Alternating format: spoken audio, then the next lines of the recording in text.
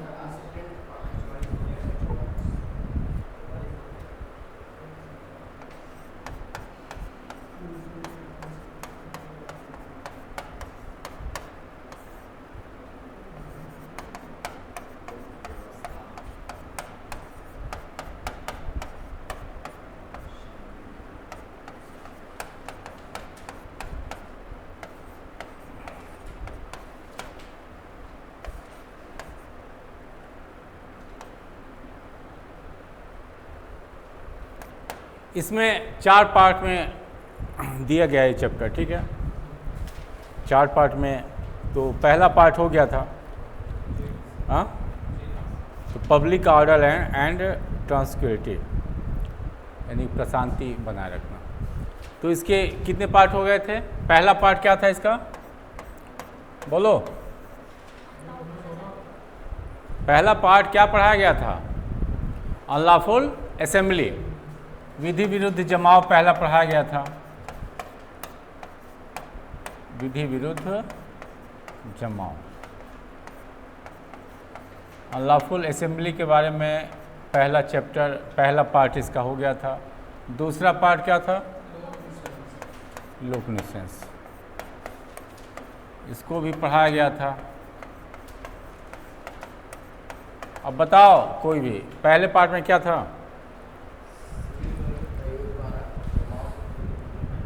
और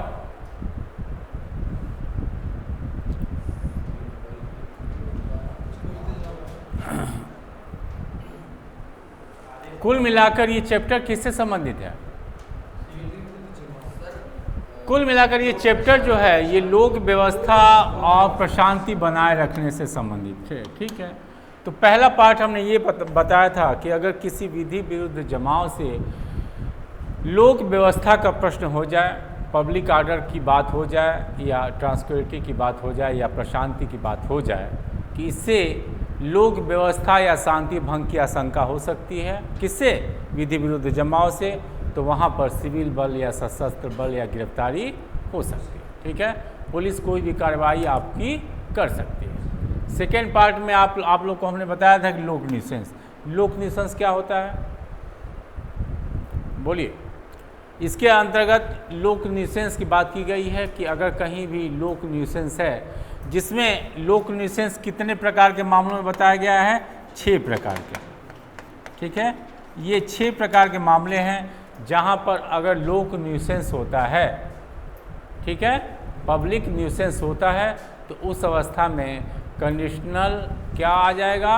order magistrate दे सकता है कि आप उस बाधा को, उस लोक न्यूसेंस को आप दूर करें, क्योंकि इससे सामान्य जनता को के स्वास्थ्य को, उसके सुरक्षा को खतरा होता है, तो इस वजह से इसे आप हटाइए, ठीक है। तो 133 इसके ये हमेशा ही आता है, इसमें आपको सशर्त आदेश 133 के अंतर्गत दिया गया है, ठीक है। तो इसको आप लोग देख लीजिएगा, पढ़ा दिया गया क्लास में। अब नेक्स्ट देखते हैं जो तीसरा इसका पार्ट है। तीसरा पार्ट क्या है बताओ?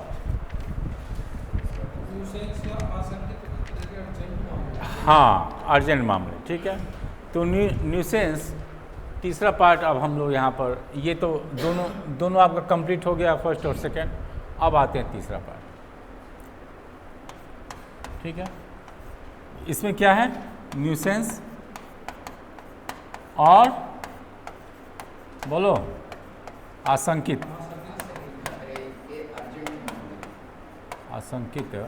खतरे, खतरे के अर्जेंट मामले, ठीक है, अर्जेंट मामले। ये जो इसका तीसरा पार्ट है इससे संबंधित है, न्यूसेंस और आशंकित खतरे के अर्जेंट मामले, देखो ये भी मामले एक प्रकार के वही हैं जो कि भाई इसमें भी न्यूसेंस शब्द आया है और जो पार्ट 2 था उसमें भी क्या आया था, न्यूसेंस शब्द। ठीक है, दोनों ही पार्ट में आपको न्यूसेंस शब्द आया है, लेकिन दोनों में अंतर क्या है। ठीक है, पहली बात तो इसको पार्ट 2 से थोड़ा सा अंतर हम लोग समझ लें यहीं पर। ठीक है, कि ये भी लोक न्यूसेंस की बातें करता है, लिख लेना। ठीक है, थोड़ा बहुत अंतर जो इसमें है, लोक न्यूसेंस। क्लियर। तो इसका जो पहला अंतर ये है कि इसमें जो आदेश दिया जाता है, याद रखिएगा, जो सशर्त आदेश की बात हो गई है, तो ये आदेश क्या होता है, अस्थायी होता है। ये आदेश अस्थायी होता है। ठीक है, जो सेकेंड पार्ट में हम लोग ने पढ़ा था पब्लिक न्यूसेंस में, तो जो कंडीशनल ऑर्डर है तो उसकी जो प्रवृत्ति है वो अस्थायी है। जैसे कि अगर परमानेंट, ठीक है, परमानेंट कहने का अर्थ ये है कि एक बार जब आदेश हो गया कि आप ऐसा कार्य करें वैसा कार्य करें, इससे जन सामान्य को खतरा है। ठीक है, तो वो आदेश तब तक रहेगा जब तक कि या तो सक्षम न्यायालय उस पर फाइनल निर्णय न दे। सक्षम न्यायालय का अर्थ क्या, सिविल कोर्ट। ठीक है भाई, मान लो कि हमने उसी दिन कहा था कि अगर कोई आप लोक मार्ग की बात करते हैं, किसी भी पब्लिक मार्ग पर या पब्लिक प्लेस पर अगर बात होती है कि यहाँ पर आपने क्या किया है, लोक न्यूसेंस क्रिएट किया है, और अगर आपने चैलेंज कर दिया कि नहीं ये मामला पब्लिक का नहीं है बल्कि ये मामला किसका है, प्राइवेट का है, यानी कि ये स्थान प्राइवेट है या ये मार्ग क्या है, प्राइवेट है, तो यहाँ मामला उसने क्या कर दिया, डिस्प्यूट कर दिया उस व्यक्ति ने, और उसने एविडेंस भी दे दिया कोर्ट में, मजिस्ट्रेट के कोर्ट में कि साहब ये अभी मामला लंबित है सिविल न्यायालय में, और सिविल न्यायालय में हमने पहले दावा किया था कि ये मामला लोक नहीं है बल्कि क्या है, प्राइवेट है। ठीक है, तो उस स्थिति में मजिस्ट्रेट करेगा क्या वो करेगा, उसका आदेश अस्थायी हो जाएगा, यानी कि जब तक वो ये आदेश तब तक रहेगा जब तक कि वो सिविल कोर्ट उस पर फाइनल निर्णय न ले। ठीक है, और अगर एक ही मामले पर सिविल और क्रिमिनल दोनों का निर्णय है तो किसका निर्णय प्रिविल करेगा,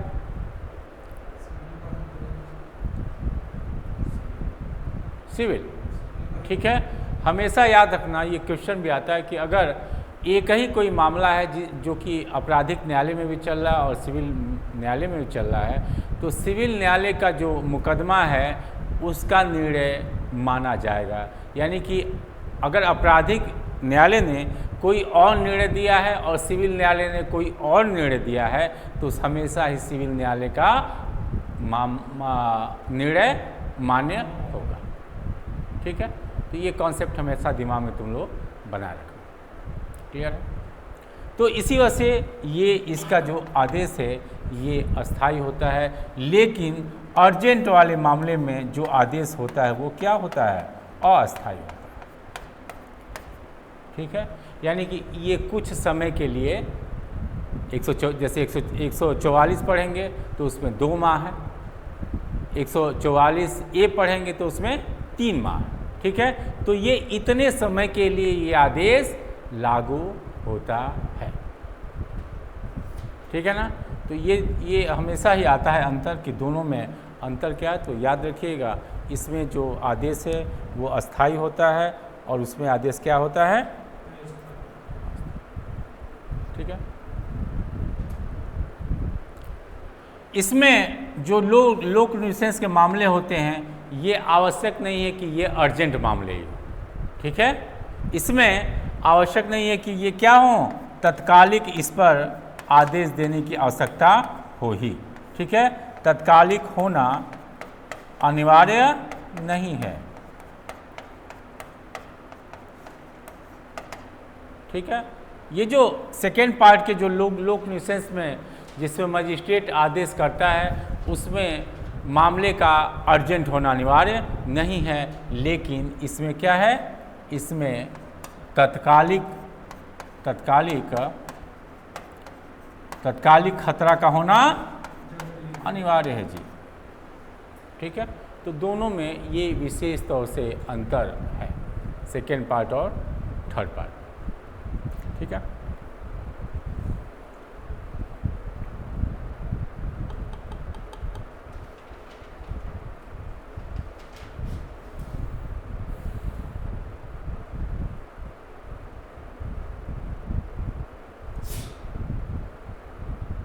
इसमें भी अंतर है। देखो ये क्या है, अंतर तीनों दिमाग में रखना, तीनों दिमाग में आपको अंतर रखना ही पड़ेगा। ठीक है, अगर आप अंतर नहीं रखेंगे तो क्वेश्चन आपका गड़बड़ हो जाएगा। मेंस में अगर इस प्रकार के क्वेश्चन आते हैं और दोनों में आप अंतर दिखा देते हैं तो आपको अच्छे नंबर मिलेंगे। ठीक है,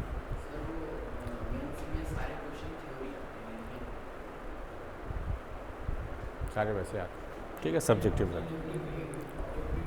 नहीं, ऑब्जेक्टिव नहीं था। एक आध बार यहाँ UPSS में जब हम दिए थे तो शुरू वाले पेपर में उसने क्या था कि जो हल्के एक्ट हैं जैसे कॉन्ट्रैक्ट एक्ट और टार्ट एक्ट, तो इनके शुरू में ही क्या किया था कि वैकल्पिक तौर पर 20 क्वेश्चन दे दिया था, बाकी उसने सब्जेक्टिव दिया।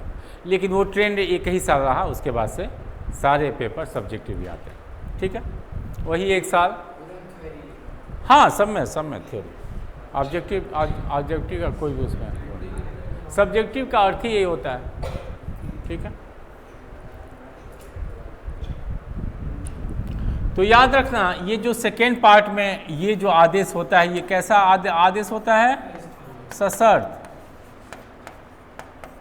ठीक है, पहला तो हमने इसके आदेश की बात किया, अस्थाई, और दूसरा इसमें तत्कालिक होना अनिवार्य नहीं है, और तीसरा क्या है, ये सशर्त आदेश होता है। लेकिन ये पार्ट 3 के अंतर्गत जो आदेश होता है ये सशर्त नहीं होता। ठीक है, इसमें मजिस्ट्रेट चाहे तो पहली बार में ही उस आदेश को फाइनल कर सकता है। ठीक है, तीसरे पार्ट में जो अर्जेंट वाले मामले होते हैं, इसमें कंडीशनल आदेश का पालन करने के लिए मजिस्ट्रेट अनिवार्य नहीं है। इस वजह से कि ये मामले कैसे हैं, अर्जेंट हैं। अब हम दूसरे पार्टी को बुलाएं, उनको सुने, तब तक हो सकता है कि मामला क्या हो जाए, हाथ से निकल जाए। ठीक है, इसमें तो दूसरे पार्टी को बुलाया जाना अनिवार्य है, क्योंकि क्या है, कंडीशनल है कि आप कोर्ट या तो काम करो या तो कोर्ट में आकर अपनी बात को रखो। सेकेंड पार्ट में यही ना हमने बताया था सशर्त वाले में, कि या तो मेरे आदेश का पालन करो या तो आकर तुम कोर्ट में बताओ कि तुम आदेश का पालन किस लिए नहीं करना चाहते। ठीक है, लेकिन इसमें 144 में जो अर्जेंट मामले दिए हैं, यानी पार्ट 3 में जो अर्जेंट मामले दिए हैं, उसमें अगर मजिस्ट्रेट को लगता है कि इतना वक्त नहीं है तो वो डायरेक्ट वो आदेश दे देगा कि तुम ऐसा करो या ऐसा ना करो, काम खत्म। ठीक है, हाँ तत्कालिक, यस हाँ तत्कालिक खतरा है, तो इसमें किसी कंडीशन का पहले दिया जाना अनिवार्य नहीं, यानी आपको विकल्प नहीं दिया जाएगा कि ये करो चाहे हमारे कोर्ट में आप कुछ नहीं जी, सीधे आपको आदेश दिया जाएगा कि ये काम करो।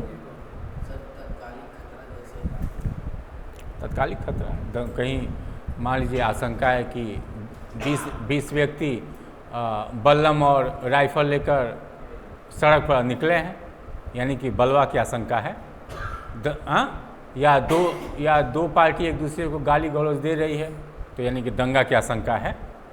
ठीक है, तो अब वहाँ अगर पार्टियों को बुलाएंगे तो वहाँ फिलहाल आप आदेश जारी कर दो। ठीक है, ताकि जो तत्कालिक या जो आशंकित खतरा है वो तो कम से कम टले। ठीक है, तो इतना वो कर सकता है। बाकी हमने एक क्वेश्चन बताया था कि इसके संवैधानिकता का क्या हुआ था, चैलेंज हुआ था इस चैप्टर का। इस चैप्टर का भी संवैधानिकता की बात हुई थी कि ये चैप्टर क्या है, असंवैधानिक है। ठीक है, तो इसमें कौन कौन से केस आपको लिखवाया गया था, एक तो मधु लिमय वाला था केस। ठीक, एक आध केस और लिख लीजिए, बाबूलाल वर्सेस महाराष्ट्र राज्य लिख लीजिएगा। अध्याय 10 के संवैधानिकता का प्रश्न इन केसों में उत्पन्न हुआ था। ठीक है, Babulal versus state of Maharashtra, अध्याय 10 वाले, हाँ ठीक है।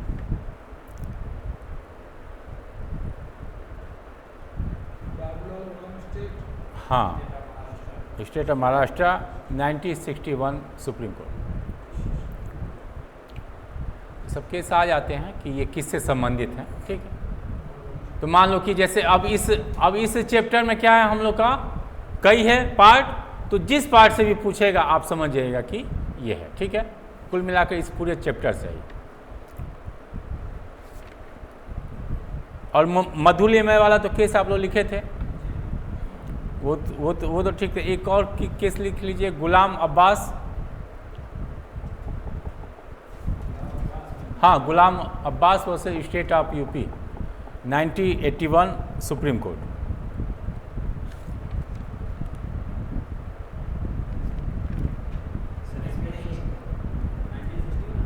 नहीं, कौन सा 1981 है?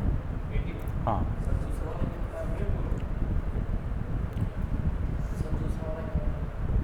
दूसरा वाला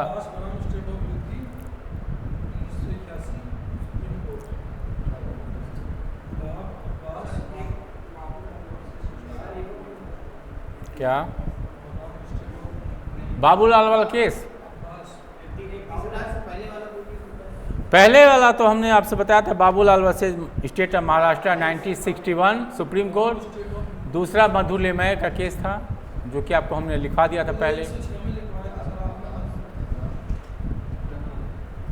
क्या बोलो तो लिखो ना, Madhu Limaye versus SDM Munger 1971 Supreme Court. SDM Madhu Limaye versus SDM Munger 1971। और फिर तीसरा केस हमने बता दिया, Ghulam Abbas versus state of UP. ये तीनों केस आते हैं। ठीक है, मधुलिमय का, क्योंकि ये सब आ जाते हैं।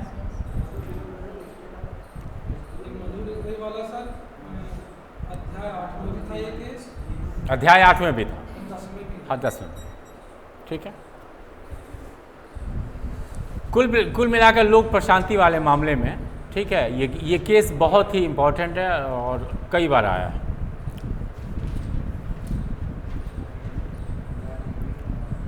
ठीक है, ये भी लिख लीजिएगा कि इस धारा की जो आदेश की प्रवृत्ति होती है वो कार्यपालिका प्रवृत्ति होती है। ठीक है, ये न्यायिक प्रवृत्ति नहीं होता। अध्याय 10 में जो, जैसे 8 में हमने क्या बोला था कि एक प्रकार की क्या है, न्यायिक कार्रवाई, उसमें हमने बोला था। ठीक है, लेकिन इसमें जो आदेश है ये क्या है, ये न्यायिक न होकर कार्यपालिकीय आदेश है। ठीक है, तो ये भी लिख लेना। ये सब आते हैं, क्वेश्चन आए हुए हैं, इसी वजह से आपको लिख पाते, क्योंकि इसमें जनरली होता क्या है, जैसे यही है आपका चैप्टर, कौन सा, ये न्यूसेंस वाला हमने आपको पहले ही कहा था कि अगर आपात खतरा है तो दोनों पार्टी को सुना जाना अनिवार्य नहीं है। ठीक है, एक पक्षीय निर्णय हो जाएगा, काम खत्म। क्लियर है? तो कभी भी न्यायिक कार्रवाई से मतलब ये होता है, न्यायिक कार्रवाई ऐसी कार्रवाई कहते हैं कि जिसमें दोनों पार्टी का सुना जाना अनिवार्य है। कार्यपालिका आदेश में ऐसा नहीं होता, किसी एक पक्ष को भी आदेश दिया जा सकता है, या अगर टाइम है तो दोनों पक्ष को सुनिए, लेकिन मात्र इससे वो न्यायिक कार्रवाई। लेकिन न्यायिक कार्रवाई की तो अनिवार्य शर्त है, दोनों पार्टी को सुनो, उनसे एविडेंसेस लो, उसके बाद अपना निर्णय सुना। ठीक है, तो ये क्या है, कार्यपालिका आदेश है। ठीक है,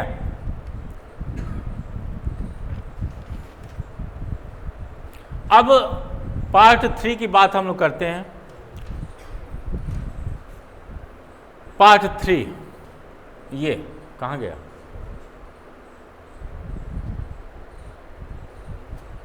पार्ट 3। ठीक है, ये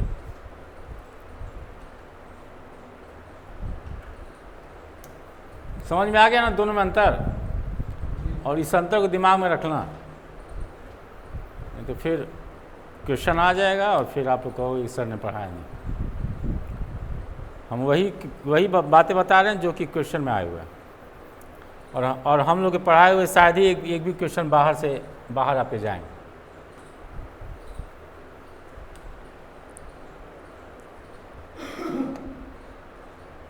ठीक है, अब देखो पार्ट 3 जो अर्जेंट मामले हैं, इनमें किन किन अधिकारियों को ऐसा करने के लिए आदेश जारी करने की शक्ति दी गई है। ठीक है, तो इनमें पहले देखते हैं कि कौन कौन से अधिकारी ऐसा आदेश जारी कर सकते हैं।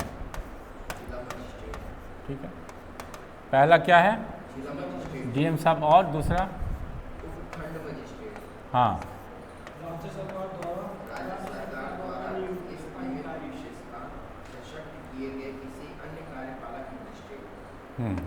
ठीक है, और इसमें अदर जो कि ऑथराइज किसके द्वारा हो? स्टेट के द्वारा। ठीक है, अदर कार्यपालक मजिस्ट्रेट जो कि स्टेट गवर्नमेंट द्वारा ऑथराइज किए गए हों। ठीक है, अब देखो 144 में कुछ बातें दी गई हैं जिसको समझना अनिवार्य है। पहला मामला इसमें दिया गया है। अब ये तो अधिकारी आदेश जारी कर सकते हैं, ठीक है। अब मामले कौन कौन से हैं इसको पहले दिमाग में रखना है। मामले कैसे? मामले, पहला मामला ये है कि अगर कोई अधिकारी या कोई भी व्यक्ति जो कि लीगल तरीके से यानी कि विधिपूर्ण तरीके से कोई अपना काम कर रहा है, ठीक है, विधिपूर्ण तरीके से अगर कोई व्यक्ति अपना कार्य कर रहा है, ठीक है, हाँ, या ऐसा प्रयास कर रहा है और ऐसे विधिपूर्ण व्यक्तियों को आप कार्य नहीं करने दे रहे हैं, ठीक है, या उनको डरा रहे हैं या उनको क्षोभ में डाल रहे हैं, ठीक है, उनको इस प्रकार से काम कर रहे हैं कि वो अपना काम न करें, ठीक, डराने द्वारा, धमकाने द्वारा, या जिस तरीके से आप उनके कार्य को क्या कर रहे हैं, रोक रहे हैं, ठीक है। अब हम अभी फिलहाल तो हम क्रिमिनल का पढ़ रहे हैं, कैसे आ जाएगा सिविल? जब क्रिमिनल पढ़ा रहे हैं तो फिर सिविल में कैसे आ गया? कहीं से कहीं कूदते रहते हो क्या तुम? ठीक है। इसके अलावा अगर किसी भी, पहला मामला ये आ गया, ठीक। दूसरा मामला, अगर मान लो दूसरे पेज पर देख लो, ठीक है, पहला मामला क्या हमने कहा? विधिपूर्ण नियोजित व्यक्तियों को, मतलब कि नियोजन में है, ठीक है, नियोजित व्यक्तियों को क्या करना? डराना, हाँ, धमकाना या इनको भय में डालना, यानी कि क्षति के भय में डालना, और क्या? क्षोभ द्वारा इनके कार्य को रोकना, ठीक है, कार्य को रोकना या इनको डरवाना, धमकाना कि आप ऐसा मत करो। दूसरा बताओ क्या है? पढ़ो, पढ़ के बताओ क्या? मानव जीवन, लाइफ, ठीक है, और हेल्थ और सेफ्टी, यानी कि उसमें हिंदी में क्या लिखा है? क्षेम, ठीक है, यानी कि सेफ्टी, ठीक है। इसको अगर खतरा महसूस होता है, ठीक है, कहीं इस प्रकार का कार्य किया जा रहा है जिससे आशंका है कि किसी भी मनुष्य का जीवन या अन्य लोगों का जीवन जा सकता है, उनके स्वास्थ्य को खतरा हो सकता है या उन्हें क्षोभ हो सकता है। क्लियर? तो इस प्रकार के कार्य को नहीं किया जा सकता है। इसके अलावा लोक प्रशांति, ठीक है, इसका क्षेम, मानव जीवन, स्वास्थ्य, क्षेम का खतरा, पूरा लिख लो, ठीक है। तीसरा क्या दिया है बोलो? हाँ, लोक प्रशांति, हाँ, का खतरा, ठीक है, यानी कि लोक प्रशांति का खतरा उत्पन्न हो गया है या होने वाला है। ठीक है, इसके अलावा क्या चौथे मामले बताओ क्या है? बलवा और दंगा। ठीक है, बलवा या दंगा का खतरा, ये सब बहुत महत्वपूर्ण खतरे हैं और इनके आधार पर इन सारे खतरों को क्या माना जाता है? अर्जेंट मामले माना जाता है। ठीक है,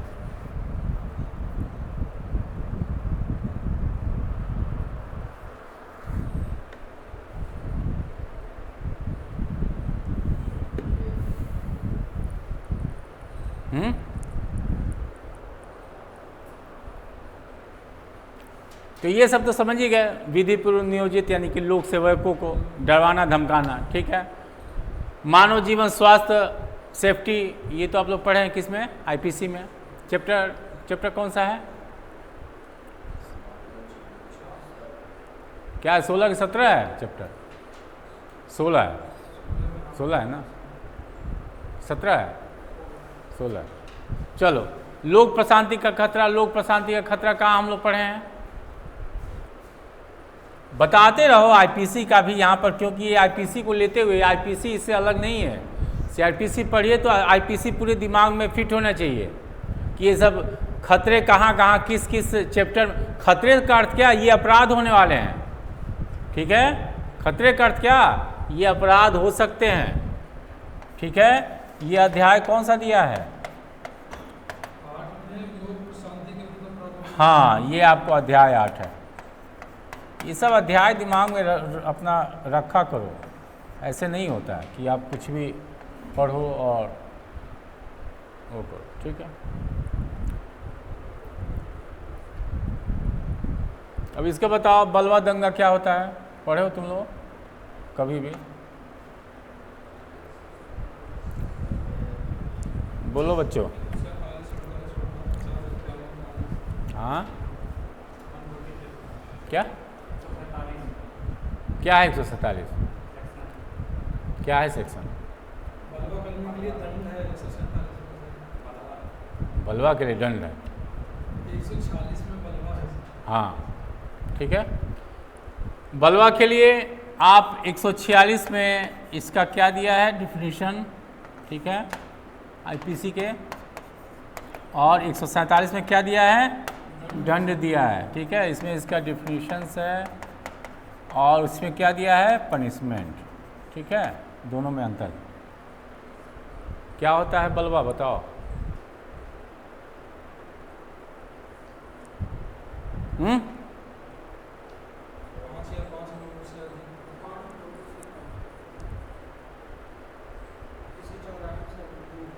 ये कहाँ तो क्या कहाँ ये अधिक का तो सुने, कम का कहाँ तूने पढ़ लिया?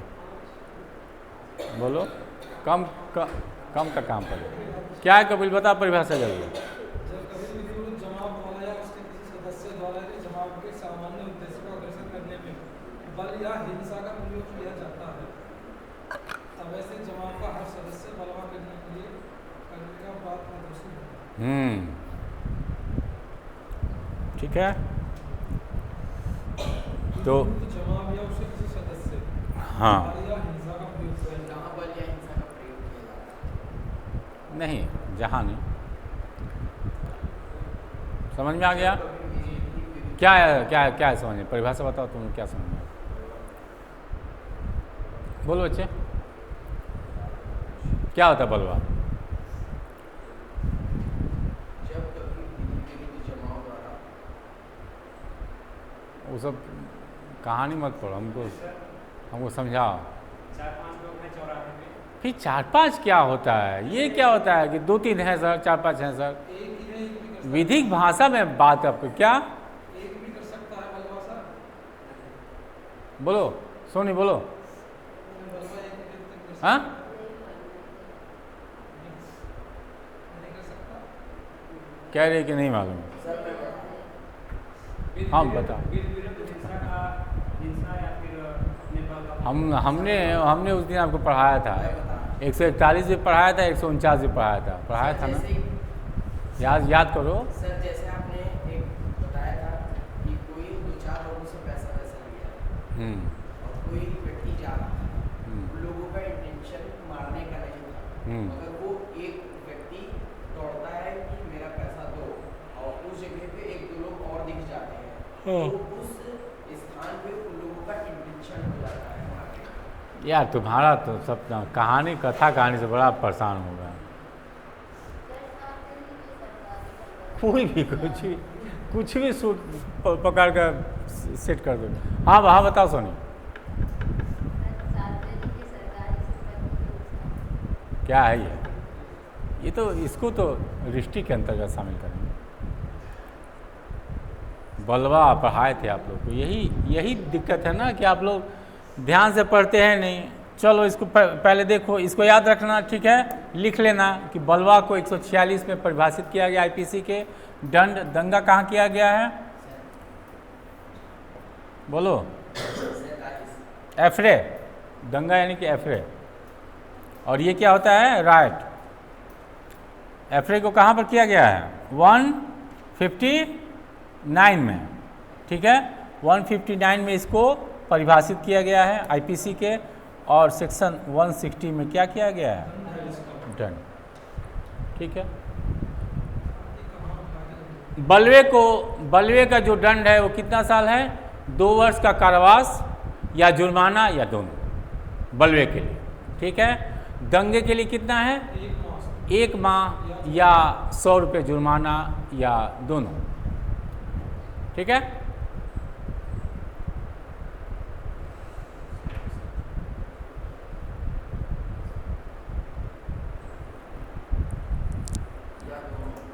हाँ याद हो।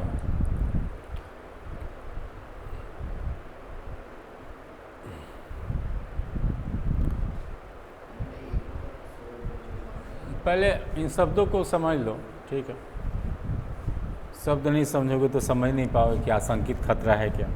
मनुष्य का तो जीवन का खतरा है तो बता ही दिए, उसके स्वास्थ्य का खतरा है तो ये आशंकित मामले हो सकते हैं, ठीक है। उसके सेफ्टी का खतरा है तो आशंकित मामले हैं, क्लियर है। अब एक शब्द आया था क्या, बलवा।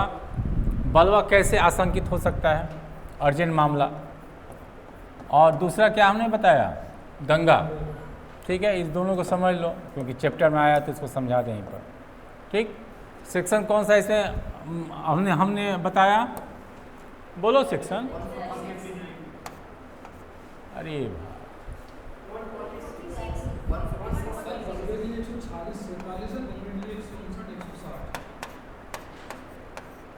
इसका बताओ क्या है। तुम लोग मेहनत नहीं करते यार, यही दिक्कत है। तुरंत बताया तुरंत भूल जाओ। देखो बलवा के लिए पढ़ने से पहले हमने आपको बताया था कौन सा सेक्शन, सेक्शन 141 भी बताया था, और साथ में सेक्शन कौन सा बताया था, 149 ये पढ़ाया था। अब कपिल आपका भी कॉन्सेप्ट गड़बड़ है, मेहनत करिए आप लोग। हाँ बहुत ही ज़्यादा कॉन्सेप्ट गड़बड़ है। आप कह रहे हैं कि एक व्यक्ति द्वारा भी होगा। देखो कभी भी याद रखना, बलवा या इसको क्या बोलते हैं इंग्लिश में, राइट, ठीक है। बलवा में याद रखना, बलवा में 5 या 5 से अधिक व्यक्तियों का, पहली बात तो विधि विरुद्ध जमाव का होना अनिवार्य है। ये सारे चैप्टर उसी से संबंधित हैं, एक दूसरे से संबंधित हैं। तो पहला जब हमने आपको अनलॉफुल असेंबली बताया था तो उसमें 141 को भी बताया था, 149 को भी बताया था, 146 भी बताया था, 147 145 भी बताया था, सब कुछ बताया था, लेकिन दिमाग से आप लोग के मिस है। अब पढ़ा दें फिर आप लोग कहेंगे सर इसका अर्थ क्या हुआ, इसका अर्थ तो सर ने अर्थ ही नहीं बताया था। देखो कभी भी 141 में ये लिखा है कि 5 या 5 से अधिक व्यक्तियों का जमाव अनलॉफुल हो सकता है, बशर्ते 141 में जो 5 उद्देश्य दिए गए हैं उन उद्देश्यों के क्रम में 5 व्यक्ति शामिल हो। 5 उद्देश्य क्या है, विधिपूर्ण आदेशिका का उल्लंघन करना, पुलिस ने कहा कि इधर मत जाओ तो तुम उधर ही चले गए, ठीक है। तो ये क्या है, आदेशिका का उल्लंघन है। आप शांतिपूर्वक आप जा रहे हैं, पुलिस ने कहा कि भाई इधर से, जैसे क्या होता है अधिकांश तौर पर दुर्गा पूजा होता है और ख़ासतौर से पश्चिम बंगाल में तो ये मामले हमेशा ही आते हैं, ठीक है। दुर्गा पूजा का जो लास्ट दिन होता है क्या उसे बोलते हैं, माँ का जब विसर्जन, यस, तो विसर्जन के दिन क्या होता है, अधिकांश जगह पश्चिम बंगाल में मस्जिद और ये सब चीज़ें हैं, तो भाई पुलिस अधिकतर कहती है कि आप मस्जिद के रास्ते से न जाएं, ताकि हो सकता है कि बवाल हो जाए, ठीक है। अगर आप ऐसा नहीं मानते हैं तो क्या हो जाएगा, पुलिस आपके जुलूस को विधि विरुद्ध घोषित कर सकती है, ठीक है। एक मामले में किया भी था, उस समय दुर्गा पूजा का था, तो मस्जिद से होते हुए विसर्जन जाना था, पुलिस ने रोक दिया, पब्लिक उखड़ गई, तो अंत में काफ़ी बवाल भी हुआ था, इस पर विधि व्यवस्था का प्रश्न भी उठा। माननीय सुप्रीम कोर्ट में ये मामला गया, सुप्रीम कोर्ट ने कहा कि दुर्गा विसर्जन से आपके मस्जिद की कौन सी भावनाएं आहत हो रही हैं, पहले आप मुझे इसका जवाब दीजिए, ठीक है। तो सुप्रीम कोर्ट ने कहा कि नहीं जी, ऐसे विसर्जन से आपके धर्म से कोई लेने देना नहीं है, वो शांतिपूर्वक जा रहे हैं सब, अपना नारा है, अपनी माँ दुर्गा का जयकारा है, इससे आपको क्या आपत्ति होगी। आप तो सुबह सुबह इतना माइक पर और दुनिया भर का अल्लाह अकबर करते हैं, तो इनको तो आपत्ति नहीं है, आपको क्या आपत्ति, ठीक है। तो इस तरीके से कई मामले जाते हैं कोर्ट में भी, क्लियर है। तो अगर मान लो पुलिस ने बोल ही दिया कि मान लो कि उस मोहल्ले में मस्जिद है, उस मोहल्ले में पहले से दंगा फसाद हुआ है, तो उस अवस्था में पुलिस अगर रोकती है तो गलत नहीं रोकती कि भाई दोबारा हो जाएगा। तो अगर उसकी आदेशिका का आप पालन करते हैं और पालन नहीं करते हैं तो आपका जो जुलूस हो जाएगा वो क्या हो जाएगा, अनलॉफुल असेंबली घोषित हो जाएगा, ठीक है। इसी प्रकार 5 प्रकार उसमें दिए गए हैं 141 में कि 5 या 5 से अधिक व्यक्ति अगर उन 5 प्रकारों में से कोई भी प्रकार करते हैं तो वो जमाव आपका क्या हो जाएगा, अनलॉफुल असेंबली में परिवर्तित हो जाएगा, ठीक है ना। इसी तरह 149 में क्या दिया गया है, 149 में ये दिया गया है कि 5 या 5 से व्यक्ति, देखो कपिल दिमाग में हमेशा रखना, ठीक है, 5 या 5 से अधिक व्यक्ति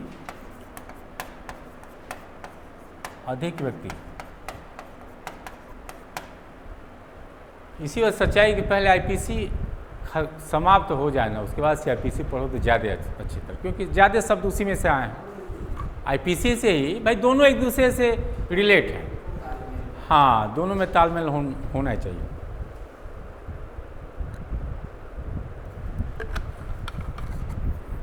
तो हमने ये कहा कि 5 या 5 से अधिक व्यक्ति, ठीक है, जिनका जमाव क्या हो चुका है, विधि विरुद्ध घोषित हो गया है, ठीक है।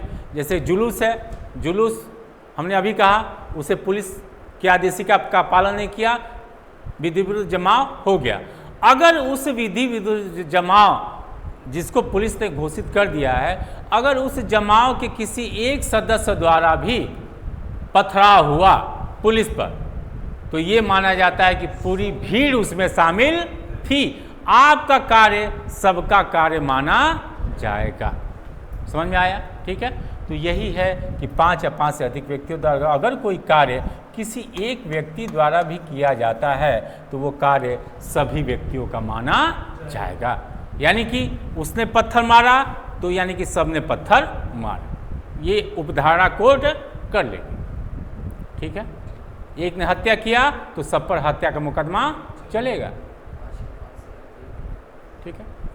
तो बलवा में भी होता, बलवा क्या है, बलवा जो 141 के अंतर्गत जो विधि विरुद्ध जमाव घोषित हो गया है, वो जमाव अगर हिंसा करता है, क्या करता है, हिंसा करता, पथराव करता है और इस प्रकार का कोई भी कार्य करता है, तो वो जो जमाव है विधि विरुद्ध जमाव, वो किस में परिवर्तित हो जाएगा, बलवा में, ठीक है। वो विधि विरुद्ध जमाव जो है अगर वो हिंसा करता है तो क्या हो जाएगा, बलवा में परिवर्तित हो जाएगा। बस यही है। बलवा में भी अगर आता है कि बलवा में कितने सदस्यों का होना अनिवार्य है, तो आप लिखिएगा 5 या 5 से अधिक, उसमें भी 5 या 5, क्योंकि वो कहाँ से आ रहा है, 141 से ही आ रहा है। 141 के अंतर्गत ही जो इसेंशियल दिए गए हैं कि 5 व्यक्तियों द्वारा और 5 उद्देश्य जो 141 में दिए गए हैं, उन उद्देश्यों को उनके द्वारा कंप्लीट किया जाना अनिवार्य है। ठीक है, तो ये 5 व्यक्ति, 5 या 5 से अधिक व्यक्ति का जो जमाव है विधि विरुद्ध होता है और उसके द्वारा हिंसा होता है, तो क्या हो जाएगा, वो बलवा हो जाएगा। ठीक है, तो ये आपका बलवा है। अब आते हैं दंगा। दंगा में क्या स्थिति है, पढ़े हो कभी? बोलो। दोनों में इसी का अंतर बता। इसमें देखो 2 या अधिक व्यक्तियों का होना अनिवार्य है। किसमें? दंगा में 2 या अधिक व्यक्ति। ठीक है, आपके साथ पड़ोसी से गाली गलौज हो रही है, पर्याप्त। लेकिन बशर्ते गाली गलौज के द्वारा, गाली गलौज कहाँ पर हो रही है? पब्लिक प्लेस पर, किसी लोक स्थान पर हो रही है, पब्लिक प्लेस पर हो रही है। ठीक है, और उसके बाद से क्या हो रहा है, लोक प्रशांति को खतरा हो गया है। आप लोग जो आपस में लड़ाई झगड़ा कर रहे हैं, एक तो आप पब्लिक प्लेस पर कर रहे हैं, आप अपने घर में करिए, कोई दिक्कत नहीं है। ठीक है, आप अपनी छत पर से उसे गाली दीजिए, वो अपने छत पर से आपको गाली। लेकिन सड़क पर लड़ना, पार्क में लड़ना या कहीं ऐसे स्थानों पर लड़ना जहाँ पर पब्लिक का आवागमन है, ठीक है, और उस अवस्था में आपके कार्यों द्वारा लोक प्रशांति उत्पन्न हो जाता है, लोक प्रशांति को खतरा उत्पन्न हो जाता है, तो क्या हो जाएगा, दंगा हो जाएगा। ठीक है, तो दंगे और बलवे में क्या अंतर है? उसमें 5 से अधिक व्यक्ति, इसमें 2 से अधिक। हाँ, 5 या 5 से अधिक, मिनिमम 5, इसमें मिनिमम 2, अधिक कितना भी हो सकता है। ठीक है, हाँ, इसमें भी 2 से अधिक कितने भी हो सकते हैं। नहीं, इसमें हिंसा का आवश्यक नहीं है। ठीक है, इसमें ज़्यादातर मामले गाली गलौज, ठीक है, हाँ, इस प्रकार के मामले, इसमें मारपीट के मामले कम होते हैं। ठीक है, हल्का फुल्का मारपीट होता है लेकिन भयंकर हिंसा नहीं होता। ठीक है,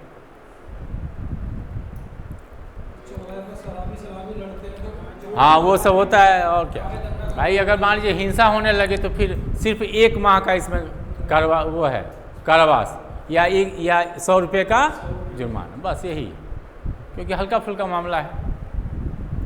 ठीक है, तो इन प्रकार के मामलों में वो दे सकता है आदेश। ठीक है, किसमें? ये दंगा है, दंगा, इसमें 1 महीने का कारावास। हाँ, 100 रुपये, 1 महीने 100 रुपये। ठीक है,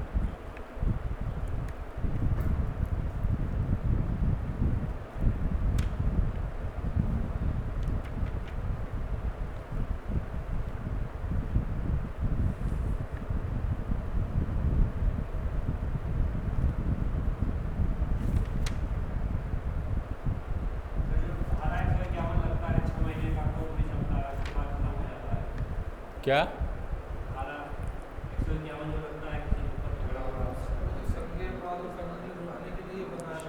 वो तो अलग है।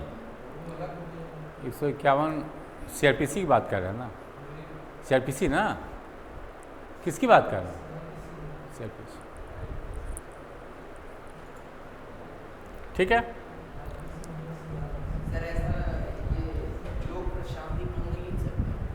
किसमें?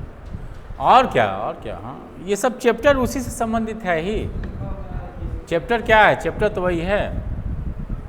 ठीक है, एक प्रकार का जो 144 का आदेश है, ये जो 144 का आदेश है, इसे आप लिख लीजिएगा। अगर सामान्य भाषा में कोई आपसे पूछे तो ये एक प्रकार का क्या है? कर्फ्यू का आदेश है। ठीक है, इसे ही कर्फ्यू कहा जाता है। हाँ, धारा 144 लागू होगी जिले में, यानी कि कर्फ्यू लागू होगी। ठीक है, लेकिन याद रखिएगा, क्वेश्चन अगर आता है कि कर्फ्यू के दौरान अगर गोली चलाने का आदेश होता है तो ये आदेश वैध है कि अवैध है? अवैध है। ठीक है, कर्फ्यू के दौरान आप गोली चलाने का आदेश नहीं दे सकते। 144 के तहत गोली चलाने का आदेश नहीं दे सकते। असले जमा होते हैं चुनाव के दौरान, या 144 में भी सब चीज़ें एक्शन। ठीक है, तो इसमें आदेश दिया जाता है, ठीक है, आदेश में, ठीक है। तो ये जो मामले हैं जितने आपके, सर 144 कर्फ्यू और आचार संहिता एक ही चीज है? नहीं अलग है। सर दोनों में क्या अंतर है? अच्छा बताओ, तुम कल ही तो बताए थे, बोलो क्या है। ठीक है, तो ये 4 मामलों में आदेश जो है वो होगा, वो जारी हो जाएगा किसके द्वारा? डीएम, एसडीएम या राज्य सरकार द्वारा नियुक्त किया गया कोई कार्यपालक मजिस्ट्रेट, ठीक है, उनके द्वारा आदेश दिया जाएगा। किनको? दूसरे पेज पर देख लो, ठीक है। फिर ये अधिकारियों का आदेश आएगा, और आदेश में या तो किसी व्यक्ति को, इसमें किसी व्यक्ति को भी दिया जा सकता है। याद रखना, सेकेंड पार्ट में जो हमने बताया था लोक न्यूसेंस में, ठीक है, उसमें लोक न्यूसेंस में एक व्यक्ति को आदेश नहीं दिया सकता। जैसे कि आपने कहा था कि अगर एक व्यक्ति को उससे दिक्कत है तो वहाँ पर नहीं दिया सकता। यहाँ पर किसी विशेष व्यक्ति को भी आदेश दिया जा सकता है, ठीक है। व्यक्ति विशेष को भी आदेशित किया जा सकता है कि तुम ऐसा कार्य न करो जिससे दंगा हो, जिससे बलवा हो। जैसे मान लो कि कोई बहुत बड़ा अपराधी है, ठीक है, उसकी आदत है कि जिस आंदोलन में जाता है वहाँ पर क्या कर देता है? बलवा हो जाता है, बवाल वहाँ पर है। तो अगर मान लो किसी राजनीतिक दल का मीटिंग चल रही है या सभा स्थल चल रहा है, तो उस स्थिति में किसी एक व्यक्ति के संदर्भ में भी धारा 144 को लागू किया जा सकता है। उस व्यक्ति को मना कर दिया जाएगा तुरंत कि तुम सभा में जाओगे नहीं, तुम्हें घर में ही रहने का आदेश दिया जा रहा है, ठीक है। तो 144 किसी एक विशेष व्यक्ति के भी संदर्भ में आदेश डीएम, एसडीएम या राज्य सरकार द्वारा नियुक्त अधिकारी दे सकता है, जिससे कि खतरा है, क्या? बलवा का खतरा है, जिससे सामान्य मानव जीवन का खतरा हो सकता है। भाई जाके सभा में सभा को उत्तेजित कर दे। इन्हीं सब मामलों में आप देखते हैं कि जो बड़े बड़े नेता, इनको क्या किया जाता है? नजरबंद, घर में रहने का आदेश दे दिया जाता है। कश्मीर वाले मामले में अधिकतर ऐसा होता था, ठीक है। हाँ, चुनाव के पहले, जनसभा के पहले इन लोगों को उठाकर बंद कर दिया था, जा। हाँ, ठीक है। तो इस प्रकार के नेताओं को, जिनसे इस प्रकार का मामला हो सकता है, उनको भी एक कहने का कि एक विशेष व्यक्ति को भी आदेश दिया जा सकता है। इसके अलावा किसी वर्ग को तो आदेश दिया ही जाएगा, ठीक है। या तो किसी वर्ग को या तो किसी व्यक्ति को आदेश दिया जाएगा कि आप ऐसा कार्य निषेध किया जा सकता है, ठीक है, कि आप ऐसा कार्य न करें या इस प्रकार का कार्य करें। सामान्य तौर पर इसमें ये निषेध ही किया जाता है, ठीक है, कि आप अपने घर से बाहर न निकलें या इस प्रकार का कार्य न करें, ठीक है। तो इसमें सामान्य तौर पर क्या है? ये आदेश नकारात्मक ही रहता है, ठीक है, क्योंकि ये मामला क्या है? अर्जेंट मामला है। इसमें आपको रोक दिया जाता है वो कार्य करने से। समझ में आया? ठीक है। कौन सा कार्य? जिससे चारों प्रकार के मामले उत्पन्न होते हैं। समझ में आया? तो ये है, और इसमें भी वही रहेगा। अगर आपको आदेश दिया जाएगा तो आदेश में जो आशंका है उसको लिख दिया जाएगा, ठीक है, किस आधार पर आपको ऐसा करने को कहा जा रहा है, और उस व्यक्ति को दे दिया जाएगा, ठीक है। समझ में आया?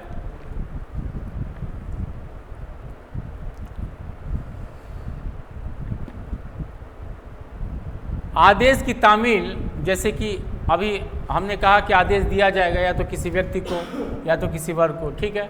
तो धारा 144 में भी यही बातें लिखी गई हैं कि ये जो आदेश दिया जाएगा, कौन सा आदेश? बोलो, ये वाला आदेश, ठीक है, कि ये काम मत करो, ये काम रोक दिया जाए। तो ये आदेश, इसकी तामील यानी कि इसको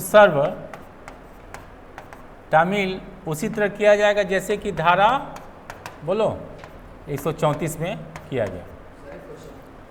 बोलो। जैसे पहले इसको देख लो पहले, ठीक है। तो इसकी तामील उसी तरह किया जाएगा जैसे धारा 134 में पहले वाले में हमने पढ़ाया था। किस प्रकार से तामील होती है? बोलो, बच्चे थे ना तुम लोग क्लास में, बोलो जल्दी। 134 में किस प्रकार की तामील हमने बताया था?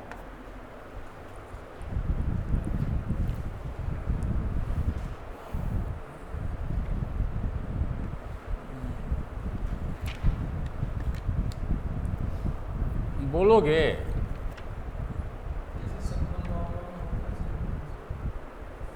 हाँ हाँ, तमिल 134 में वैसे दिया गया, उसी प्रकार होगी। या तो सम्मन करो, ठीक है, या तो क्या करो, डिक्लेरेशन वहाँ पर ले जाकर चिपका दो, ठीक है।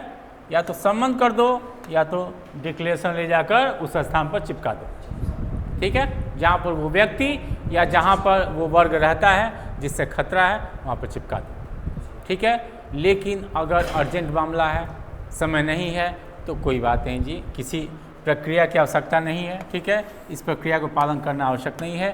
इसमें एक पक्षीय भी हो सकता है, नहीं कि डायरेक्ट आदेश दे दो, ठीक है, पक्षीय आदेश। जैसे कि पुलिस क्या कर दी है, अनाउंस करवा देगी गाड़ी से, ठीक है, कि धारा 144 लागू हो गई है, सभी लोग अपने घर में रहें, कोई भी बाहर अत्यावश्यक कार्यों को छोड़कर घर से बाहर ना निकले, काम खत्म। कोरोना में यही सब होता था, कोविड में, ठीक, हाँ, हमेशा कर्फ्यू रहता था, ठीक है। तो ये हो सकता है, समझ में आया? अब ये जो आदेश की अवधि है रहती है, हमने इसके पहले ही आप लोग को पढ़ाया कि ये आदेश किस प्रकार का रहता है, अस्थायी, टेम्पररी रहता है, ठीक है। तो ये आदेश की अवधि कितनी रहती है? इस आदेश की जो कितना अवधि, ठीक है, इस आदेश की अवधि कितनी रहेगी? अगर डीएम या एसडीएम महोदय देते हैं तो ये कितना रहेगा? 2 माह, ठीक है। अगर मजिस्ट्रेट साहब लोग देते हैं, डीएम या एसडीएम, तो ये कितने दिन तक रहेगा? अधिकतम 2 माह, सिर्फ 2 माह तक ये ऐसा कर सकते हैं, यानी कर्फ्यू अधिकतम 2 माह तक रह सकता है, इससे ज़्यादा नहीं। एक साथ आवश्यक नहीं है कि 2 ही माह का दे, 5 दिन के लिए भी, 1 दिन के लिए भी हो सकता है, अधिकतम बोले हैं, ठीक, क्लियर?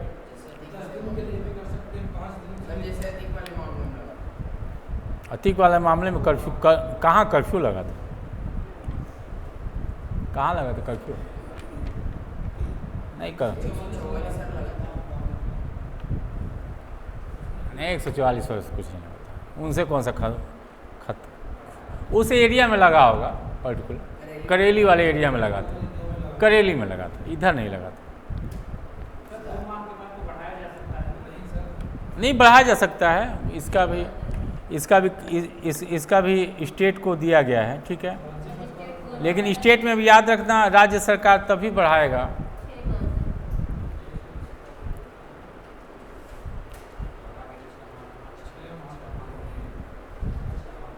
ठीक है, अब देखो, राज्य सरकार, स्टेट, डीएम और एसडीएम कितना तक बढ़ाएगा? 2 माह तक, ठीक है।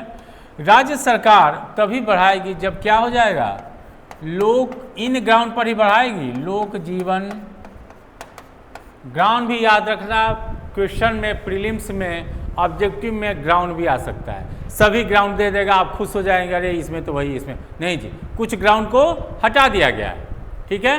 तो जो जिस ग्राउंड पर राज्य सरकार बढ़ा सकती है वो मानव जीवन, उसके स्वास्थ्य या क्या होता है, सेफ्टी का, ठीक है, क्षेम को खतरे के आधार पर,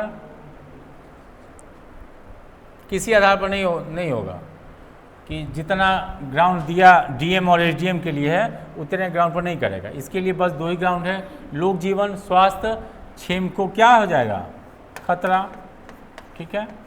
और बोलो, और दूसरा ये पहले आधार पर करेगा, और दूसरा आधार है दंगा या बलवा। बस यही 2 ग्राउंड है, ठीक है, जिसके आधार पर राज्य सरकार बढ़ा सकती है, ठीक है। तो राज्य सरकार इसे कितने अवधि तक बढ़ा सकती है? 6 माह।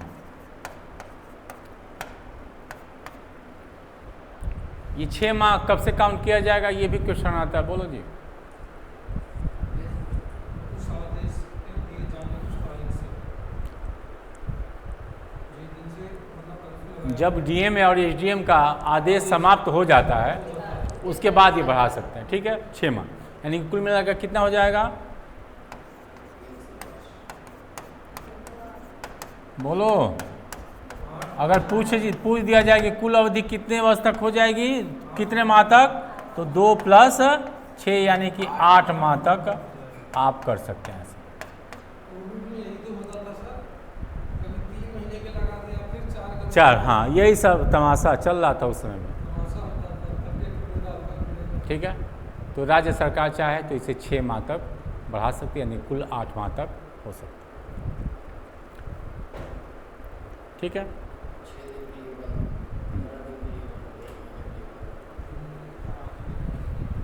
अब जो लास्ट है वो देख लीजिएगा, आदेश में परिवर्तन, ठीक है। आदेश में परिवर्तन हो सकता है, यानी कि अगर डीएम और एसडीएम ने, अगर डीएम ने दिया है तो किसको आवेदन करना पड़ेगा, डीएम साहब को ही, ठीक है। अगर एसडीएम ने दिया तो किसको करना पड़ेगा, डीएम साहब को ही आवेदन दे दीजिए, ठीक है, कि साहब बहुत लंबी अवधि तक आप ऐसा कर रहे हैं, ऐसा कोई खतरा है नहीं, ठीक। या उन्हें स्वयं भी समझ में आता है कि ऐसा खतरा अब टल गया है, तो आदेश को समय से पहले ही वापस ले लेगा। 1 महीने के लिए किया है, 10 दिन में ही मामला सुधर गया या 1 ही दिन में सुधर गया, तो अपने आदेश को वापस ले लेगा। या व्यथित व्यक्ति या जो से पार्टी भी ऐसा आवेदन दे सकती है कि आप इसे हटा लीजिए, ठीक है। इसके अलावा अगर राज्य सरकार ने किया है, स्टेट ने, तो कौन हटाएगा, राज्य ही हटाएगा, ठीक। राज्य सरकार को ऐसा आवेदन देना पड़ेगा, एप्लीकेशन देना पड़ेगा, ठीक है।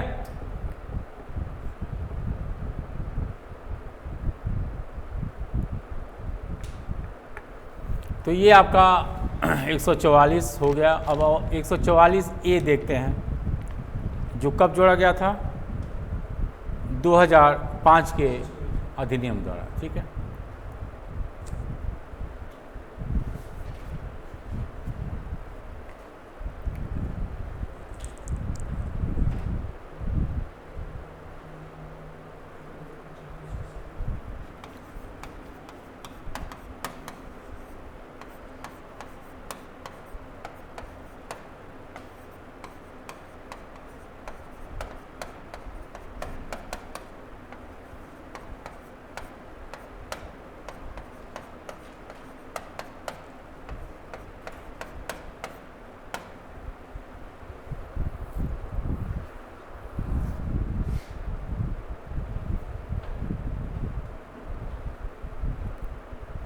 तो ये लिखा है आयुध सहित जुलूस, ठीक है। तो अगर इस प्रकार का आप कर रहे हैं, या mass drilling, mass training with arms, ये सब कुछ आप कर रहे हैं, ठीक है। तो इसके संदर्भ में क्या, पहला क्या है, आयुध, हाँ, आयुध सहित जुलूस, हाँ, और बोलो क्या, सामूहिक,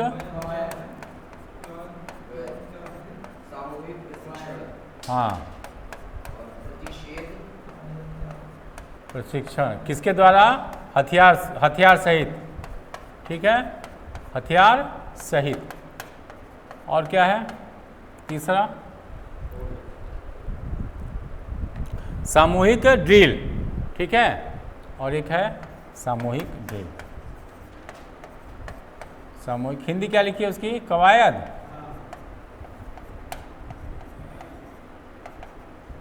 ठीक है। तो इन 3 मामलों में धारा 144A लागू होती है। सामूहिक कवायद क्या है? सामूहिक कवायद क्या है? कवायद मास ड्रिलिंग, जैसे कि एक पूरा जनसमूह के द्वारा, ठीक है, जैसे नहीं होता है कई जगह एक प्रकार का अवैध ट्रेनिंग कहिए, ठीक है, जैसे कि कश्मीर और शिमला में क्या उनके होता था, ठीक है, एक प्रकार की ट्रेनिंग होती थी।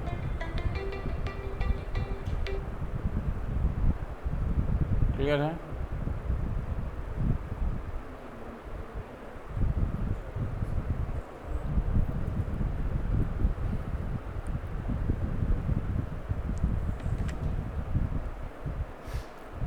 इसमें 2 लोगों को सिर्फ अधिकार दिया गया है।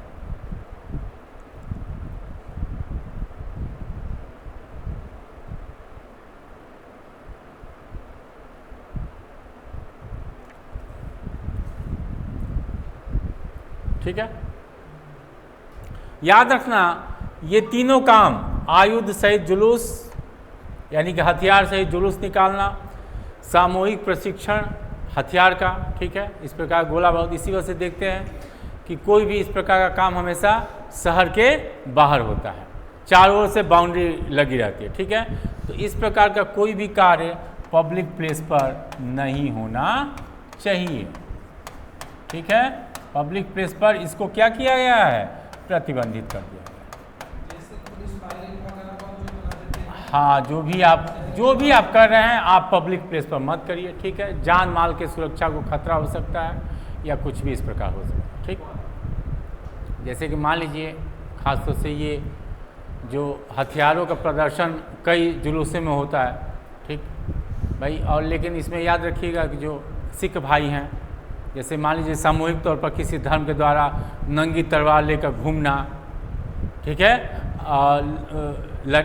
लाठियों का प्रदर्शन करना, इस प्रकार, तो इस प्रकार की चीज़ें पब्लिक प्लेस पर हो रही है तो पुलिस उसे प्रतिबंधित कर सकती है, डीएम साहब।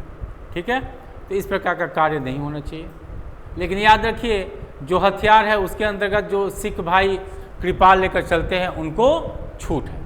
ठीक है, छोटे वाला ही किसमें? बड़ी तलवार लेकर नहीं चल सकते। हाँ, मतलब कि कृपाल जो है, ये जो छोटा वाला है ना, छोटा वाला, वो चूंकि धर्म से जुड़ा, तलवार उनके धर्म से नहीं जुड़ा हुआ है। तलवार जो है वो उनके धर्म से नहीं जुड़ा हुआ है। कटार, यस, बस वो धर्म से उनके जुड़ा हुआ है, तो उसको लेकर चलने की अनुमति, यानी कि आप उसको सामूहिक लेकर चल सकते हैं। शादी में भी सर किसी बांधते को हाथ में हाँ, है, उनके साथ परंपरा जुड़ी हुई है।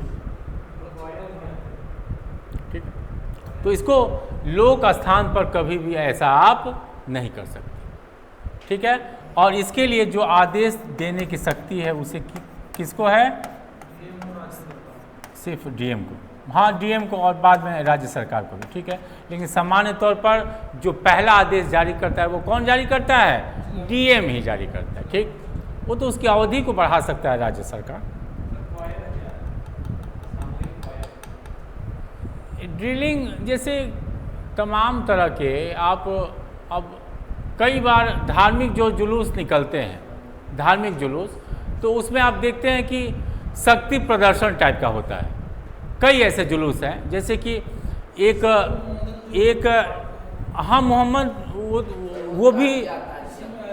वो भी आया इसी में। ठीक है, जिससे कि लोगों को क्षोभ हो, और या जैसे इस प्रकार का पहले क्या था, ये जो अवधूत लोग थे, एक आया था केस, लिख लो, केस का नाम लिख लो, आचार्य जगदीश्वरानंद, लिख लो, एक केस आया था इस पर, आचार्य जगदीश्वरानंद अवधूत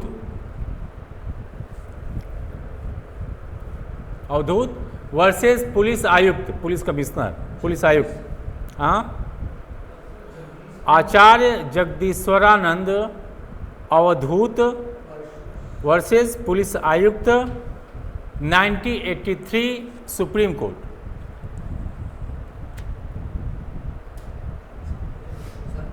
ठीक है, इसमें क्या हुआ था, ये 1983, हाँ, सुप्रीम कोर्ट। ठीक है, इस केस में क्या हुआ था कि ये लोग मनुष्य का जो कपाल है, ठीक है, उसको लेकर ये लोग चलते थे।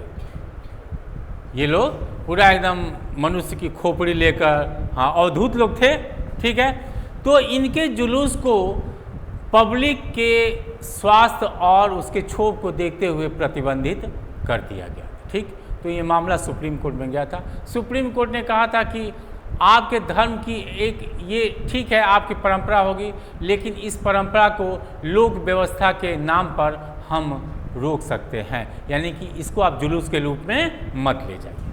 ठीक है, तो इस केस में ऐसा आया था, जगदीश्वरानंद अवधूत का जो केस था। क्लियर है? तो इस प्रकार का जो भी सामूहिक ड्रिल होता है, ठीक है, खोपड़ी को लेकर चलना, नंगी तलवार लेकर चलना, क्या तो मेरे धर्म का हिस्सा है, तो उसको रोका जा सकता है। हाँ, यस यस यस, क्यों नहीं, अगर इसे आम जनता को क्षोभ महसूस होता है, रोक सकते हैं, यही है सामूहिक। ठीक, धर्म व्यवस्था नहीं, कुल मिलाकर उससे शांति व्यवस्था को खतरा, ठीक है, जनता के स्वास्थ्य को खतरा हो सकता है। ठीक, कुल मिलाकर जनता को क्षोभ हो सकता है। क्लियर? जैसे मान लो एलबीटी वाले हैं, एलबीटी का जो आंदोलन दिल्ली में हुआ था, ठीक है, उसमें सामूहिक रूप पर जितने एलबीटी वाले वर्ग हैं, एक अपना अगर मान लो वो अश्लील हरकत करना स्टार्ट कर दें तो उनको रोक दिया जाएगा।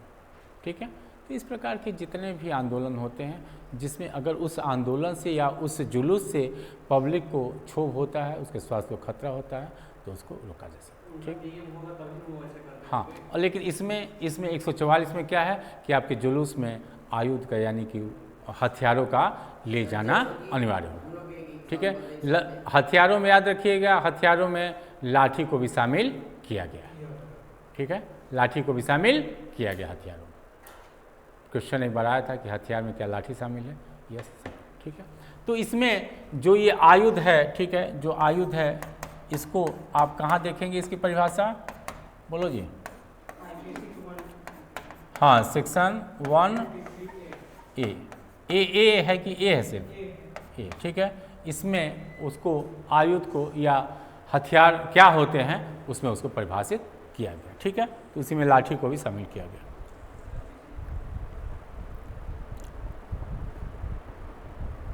ठीक है,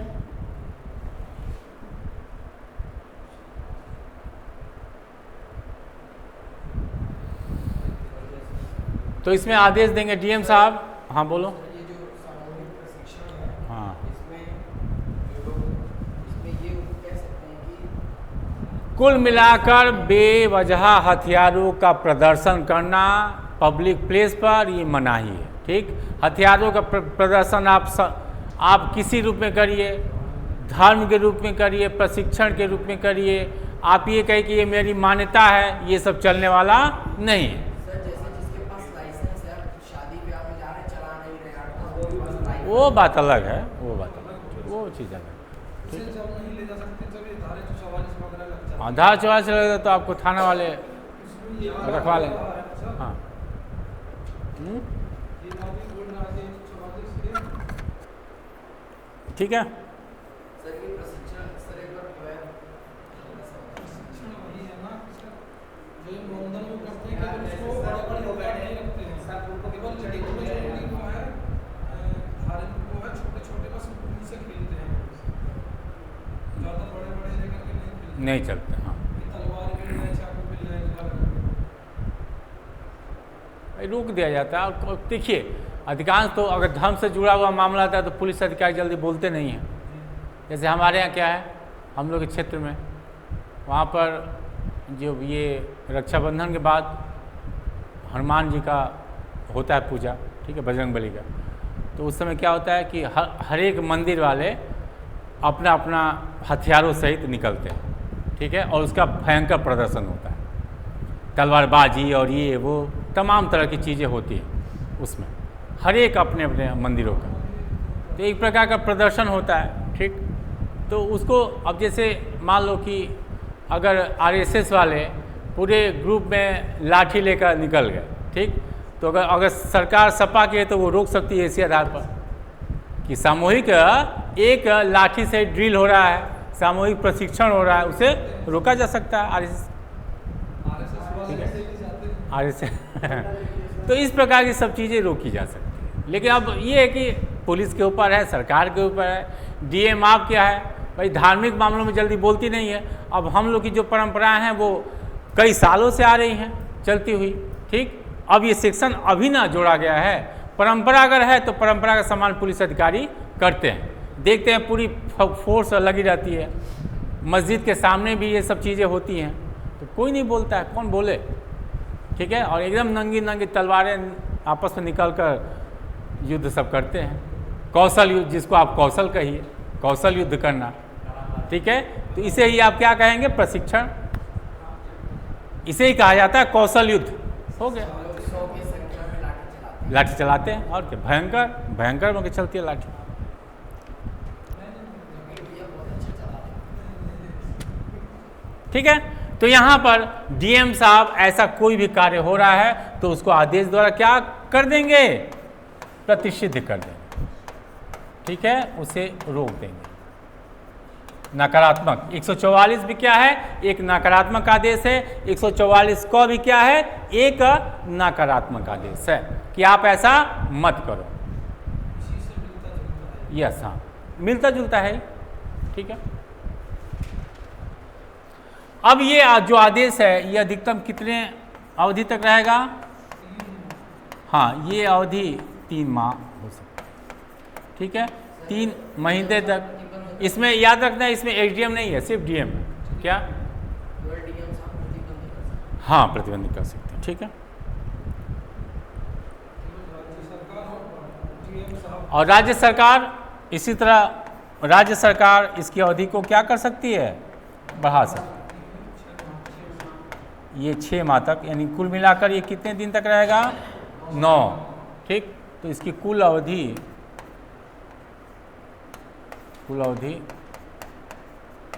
9 माह हो सकती पूछा जा सकता है कि 144 में कौन-कौन अधिकारी है, 144 में कौन-कौन अधिकारी है, ये पूछ सकता है, ठीक है। और बच्चे कंफ्यूज हो जाएंगे, सोचेंगे यार एसडीएम भी है इसमें, एसडीएम उसडीएम नहीं है, या राज्य सरकार द्वारा नियुक्त किया गया कोई कार्यपालक मजिस्ट्रेट 144 क में नहीं है, सिर्फ डीएम साहब है। केवल डीएम साहब 144। हाँ,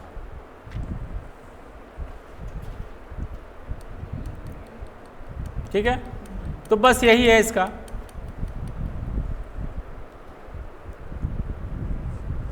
यही है। अब नेक्स्ट आते हैं, चौथा पार्ट इसका, समझ में आ गया। सर ये जो आपने बताया है क्या, साहब 6 महीने तक तो ये प्रशिक्षण हो सकता है। 3 माह भाई, 3 माह। राज्य सरकार अगर चाहे तो 3 माह समाप्त हो गया है तो राज्य सरकार विशेष स्थिति में 6 माह तक और बढ़ा सकती है, यानी कि 3 माह डीएम साहब के आदेश से 6 माह राज्य सरकार के आदेश से, ठीक है। बस इतना ही होगा।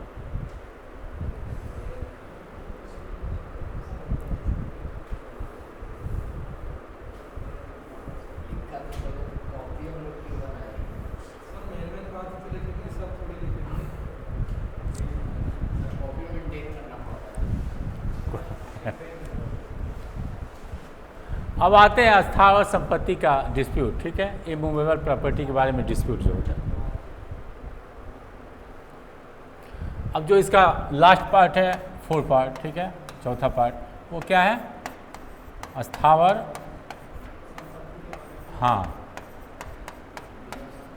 संपत्ति संबंधित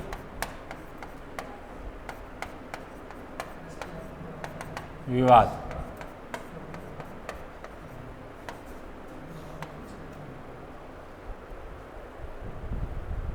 और स्थावर संपत्ति कहते किसे हैं, बोलो, स्थावर संपत्ति किसे कहते हैं, अचल संपत्ति किसे कहते हैं, बताया था आप लोगों को, क्या, उनसे जुड़ी होती है। वो से जुड़ी हुई संपत्ति अचल संपत्ति कहलाती है। बस किराया क्या है,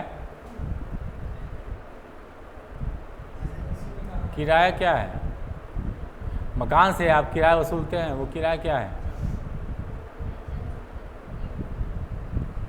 ठीक है। सर्वोच्च संपत्ति। यही आप जानते हैं और यही आपको पढ़ाया गया है।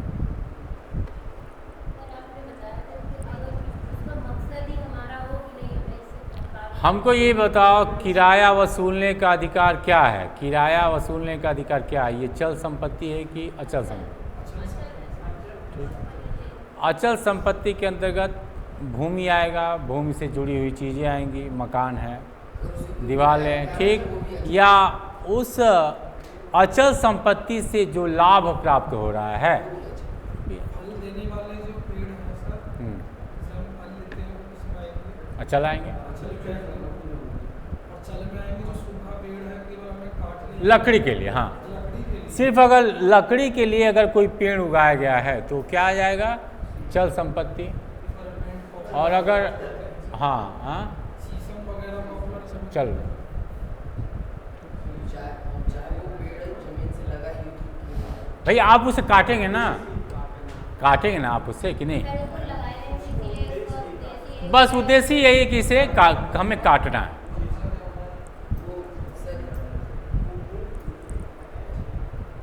क्या आता है सर? फिर कंफ्यूजन ये कि जो वो तो जमीन से जुड़ी हुई है, अगर उसको उसका इंटेंशन ये है कि उसको निकाल के आपको अपने उपयोग में लेना है, उसको अपने उपयोग में लेना है।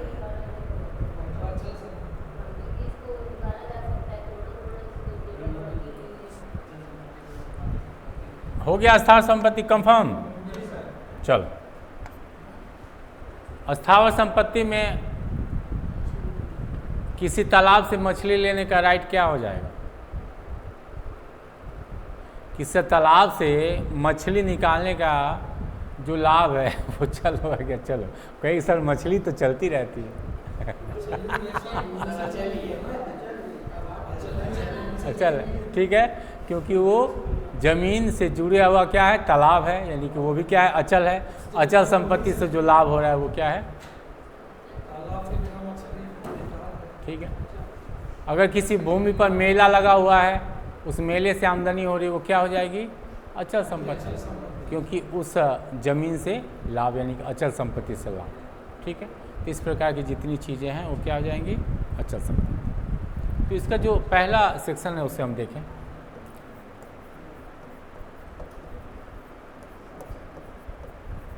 बोलो जी, क्या है इसका मार्जिनल?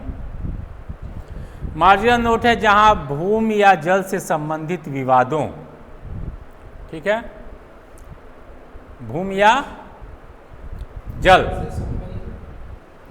पहला दिया है भूमि और दूसरा क्या दिया है, जल। विवाद इन पर है, ठीक है,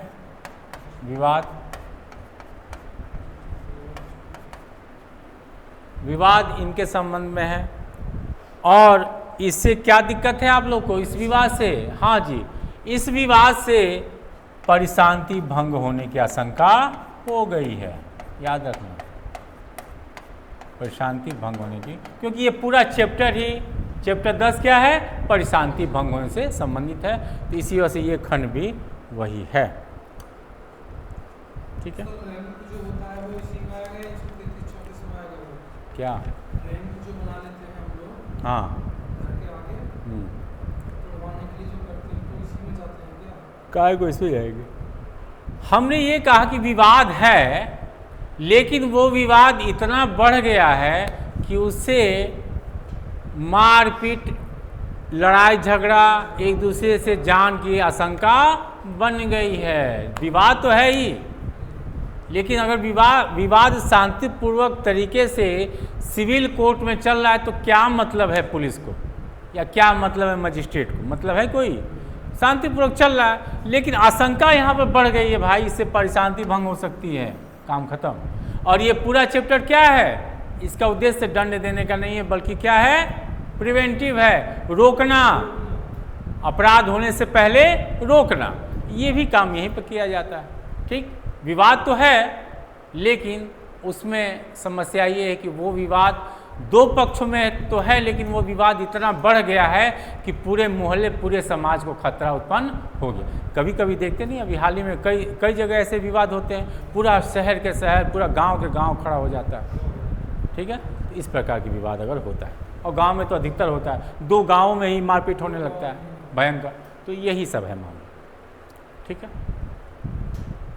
ये एक केस हम लोगों को चला था, क्या? हमारे घर के सामने ही पड़ोसी थे, हाँ उनके बराबर में एक और मकान था, रैंप बना लिया, हाँ, उन्होंने मना करा कि ये आम रास्ता है, ठीक है, आम रास्ता तो उन्होंने मुकदमा डाल दिया। केवल प्रशासन जो थे टीएम वगैरह ने उनको एक साथ सुलह करके बस की आगे को बात ना करो, उन्होंने जवाब दाखिल कर दिया सर हमारा मुकदमा न्यायालय में विचारा इसी से संबंधित। हाँ, और क्या भाई, विवाद आपका है तो अगर वहाँ पर लड़ाई झगड़ा की आशंका है, यानी प्रशांति भंग होने की आशंका है, तो आप जाइए इन अधिकारियों के पास, कार्यपालक मजिस्ट्रेट के पास। लेकिन वो आपको अपने कोर्ट में तो बुलाएगा, कहेगा कि बताओ क्या है, तो कोर्ट में अगर आपने दिखा दिया कि मामला हम लोग का सिविल में चल रहा है, तो वो तत्काल उस आदेश को करेगा कि यथास्थिति बनाए रखी जाए जब तक कि सिविल कोर्ट का मुकदमा निर्णित नहीं हो जाता। ठीक है, तो वो तो होता ही, क्लियर है। और इस सेक्शन के अनुसार जो भूमि और जल की परिभाषा दी गई है, भूमि और जल, इसमें देखो क्या क्या इसमें दिया गया है। हाँ बोलो जल्दी जल्दी। भवन और हाँ मीन क्षेत्र फसलें भूमि केंद्र उपज और ऐसी किसी संपत्ति के भाटक या लाभ भी हैं। हाँ, फसलें और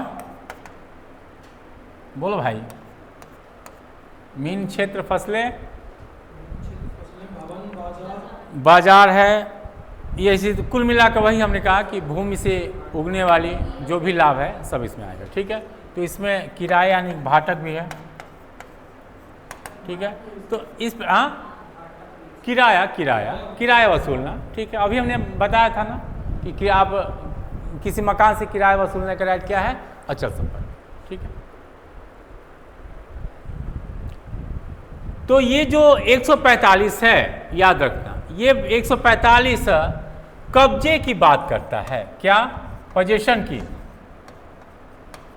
ये कब्जे की बात करता है। और इसके बाद जो 147 हम पढ़ेंगे वो क्या है, उपभोग की बात करता है। ठीक है, उसमें भी भूमि और जल का विवाद है 147 में। यहीं पर आप लोग लिख लीजिए, यहीं पर, क्योंकि इससे थोड़ा सा पहले कॉन्सेप्ट हो। 145 में क्या बात है, कब्जे का। ठीक है, पोजीशन का। और सेक्शन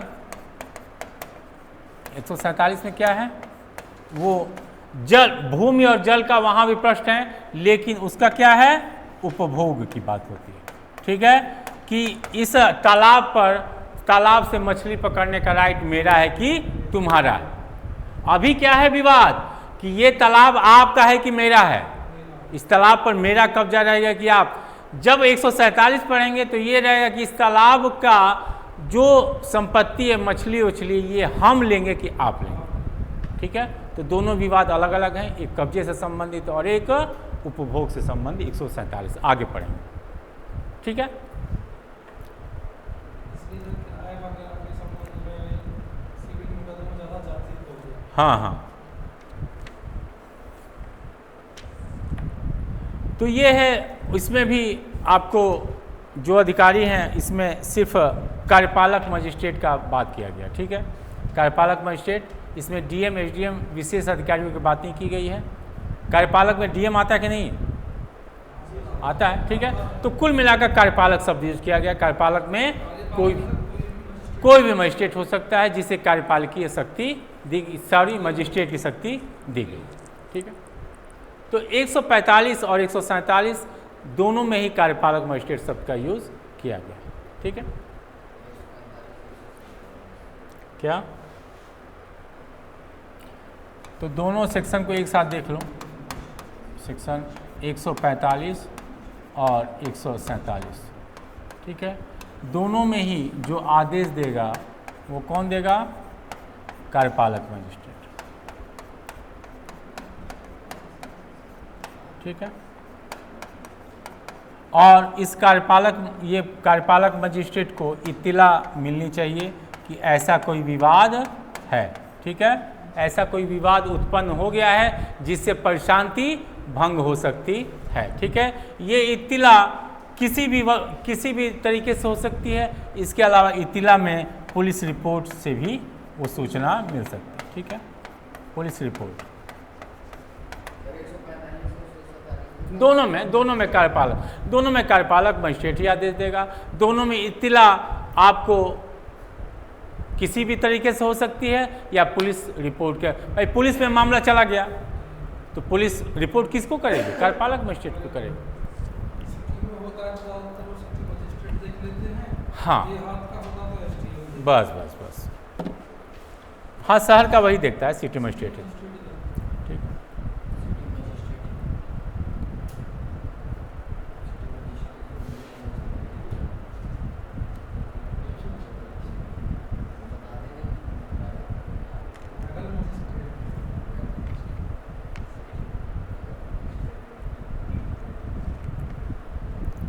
ठीक है। तो इसमें सब बातें वही हैं जो कि हमने बताया था 133 में, ठीक है, कि इसमें वो आदेश देगा, दोनों पार्टी को अपने कोर्ट में बुलाएगा, ठीक है, जिनका भी विवाद के सब पॉइंट वही है, विवाद के जो भी पक्षकार है, पार्टी है, उन दोनों को वो अपने कोर्ट में बुलाएगा कि साहब आओ, ठीक है। तरीका वही है, संबंध द्वारा या घोषणा भी करवा सकता है, ठीक है। तो इसके द्वारा इनको वो बुलाएगा, विवाद के दोनों पक्षकारों को, उनके पास कोई एविडेंस है तो सुनेगा, ठीक है, एविडेंस है तो सुनेगा। अगर पहले ही इसने बताया था कपिल ने कि अगर मामला सिविल है, सिविल में पहले से है, ठीक है, तो उसे क्या कर देगा, वो आदेश द्वारा रोक देगा, ठीक है, आदेश द्वारा रोक देगा कि भाई मामला सिविल कोर्ट में है, रोको, ठीक। अगर याद रखना यहाँ पर 145 में क्या है, कब्जे के संदर्भ में बात है, सिर्फ कब्जा, ठीक है। तो यहाँ मजिस्ट्रेट स्वामित्व का निर्णय नहीं करेगा, वो मालिकाना हक नहीं देखेगा। विवाद किस पर है, कब्जे का, स्वामित्व का विवाद नहीं है, याद रखना, ठीक है। तो स्वामित्व का निर्णय कौन करता है, सिविल कोर्ट करता है। स्वामित्व का निर्णय करने की क्षमता मजिस्ट्रेट साहब में नहीं है। प्राथमिक तौर पर कुछ देख सकता है कागज पत्तर, ठीक है, लेकिन वो निर्णय नहीं दे सकता कि ये आप ही का है या आपका है। हाँ, कब्जे के संदर्भ में देखेगा। तो इस 145 में एक बात लिखी गई है कि जब रिपोर्ट हुई है, कौन सा, कि साहब एक विवाद आ गया है कब्जे के संदर्भ में, पुलिस में रिपोर्ट आई है, ठीक, या इत्तिला मिली है मजिस्ट्रेट को, दोनों सब पर ध्यान देना, ठीक। इस रिपोर्ट और इत्तिला के 2 महीने के अंदर, 2 महीने के पूर्व, ठीक है, या 2 महीने के अंदर, यानी कि रिपोर्ट और इत्तिला के 2 महीने के पहले ही क्या कर दिया गया, एक पार्टी को क्या कर दिया गया, बेकब्जा कर दिया, डिस्पोजेशन कर दिया गया, ठीक है। अगर एक पार्टी को ए है, इसे बेकब्जा कर दिया गया, जिस दिन रिपोर्ट मिलती है कि ऐसा कोई परेशानी की आशंका हो गई है, कब्जे से संबंधित विवाद है, ठीक है, 2 पार्टियों में, जिसमें से एक पार्टी को जिस दिन रिपोर्ट या इत्तिला मिली है उसके 2 महीने के अंदर क्या किया गया था, बेकब्जा कर दिया गया, ठीक है। मतलब कि कुल मिलाकर अगर इस तरीके से देखा जाए तो आप आवेदन कितने दिन के अंदर आपको करना पड़ेगा, 2 महीने के अंदर, ठीक है। ये नहीं कि 4 महीना पुराना मामला है और आप उठकर मुंह उठाए चले आए, ठीक है, वो भी एक विवाद रहेगा, लेकिन यहाँ पर तत्कालिक मजिस्ट्रेट क्या कर देगा, आपको कब्जा दिलवा सकता है। अगर आप 2 महीने के अंदर आ गए कि साहब अभी 15 दिन पहले मुझे इसने हटा दिया, तो मजिस्ट्रेट कहेगा कि अच्छा 15 दिन पहले किसका कब्जा था, तुम्हारा था, चलो, ठीक है। तो ये अवस्था 2 महीने होने चाहिए। 2 महीने के अंदर आपने किया तो मजिस्ट्रेट जिस व्यक्ति को पोजीशन से हटाया गया है उसको वो पोजीशन दे देगा, ठीक है। तो ये आता है, हाँ, रैम बनाने, ठीक है। तो ये आपको 2 महीने के अंदर अगर आपने रिपोर्ट और इत्तिला दे दी तो जिस व्यक्ति को जो व्यक्ति 2 महीने के पहले कब्जे में था उसे उसका ही कब्जा माना जाएगा, ठीक है। तो ए को क्या माना जाएगा, प्रथम दृष्टया कब्जाधारी, हाँ, 2 महीने के बाद अगर जाता है, हाँ, तो वहाँ भी तो विवाद रहेगा, तो वो तो एक लंबी प्रक्रिया चलेगी, फिर तो एविडेंस देखा जाएगा, ठीक। यहाँ इससे ये फायदा रहेगा कि आपको तुरंत कब्जा दिलवा दिया जाए, ठीक है, तुरंत कब्जा दिलवा देंगे। ये एक प्रकार की उपधारणा है, प्रिजम्पशन है, ठीक है, प्रिजम्पशन है। या एक तो ये 2 महीना, या मान लो कि रिपोर्ट और इतिला के बाद जब कार्रवाई शुरू हुई उसके बाद आपको क्या कर दिया जाता है, बेकब्जा।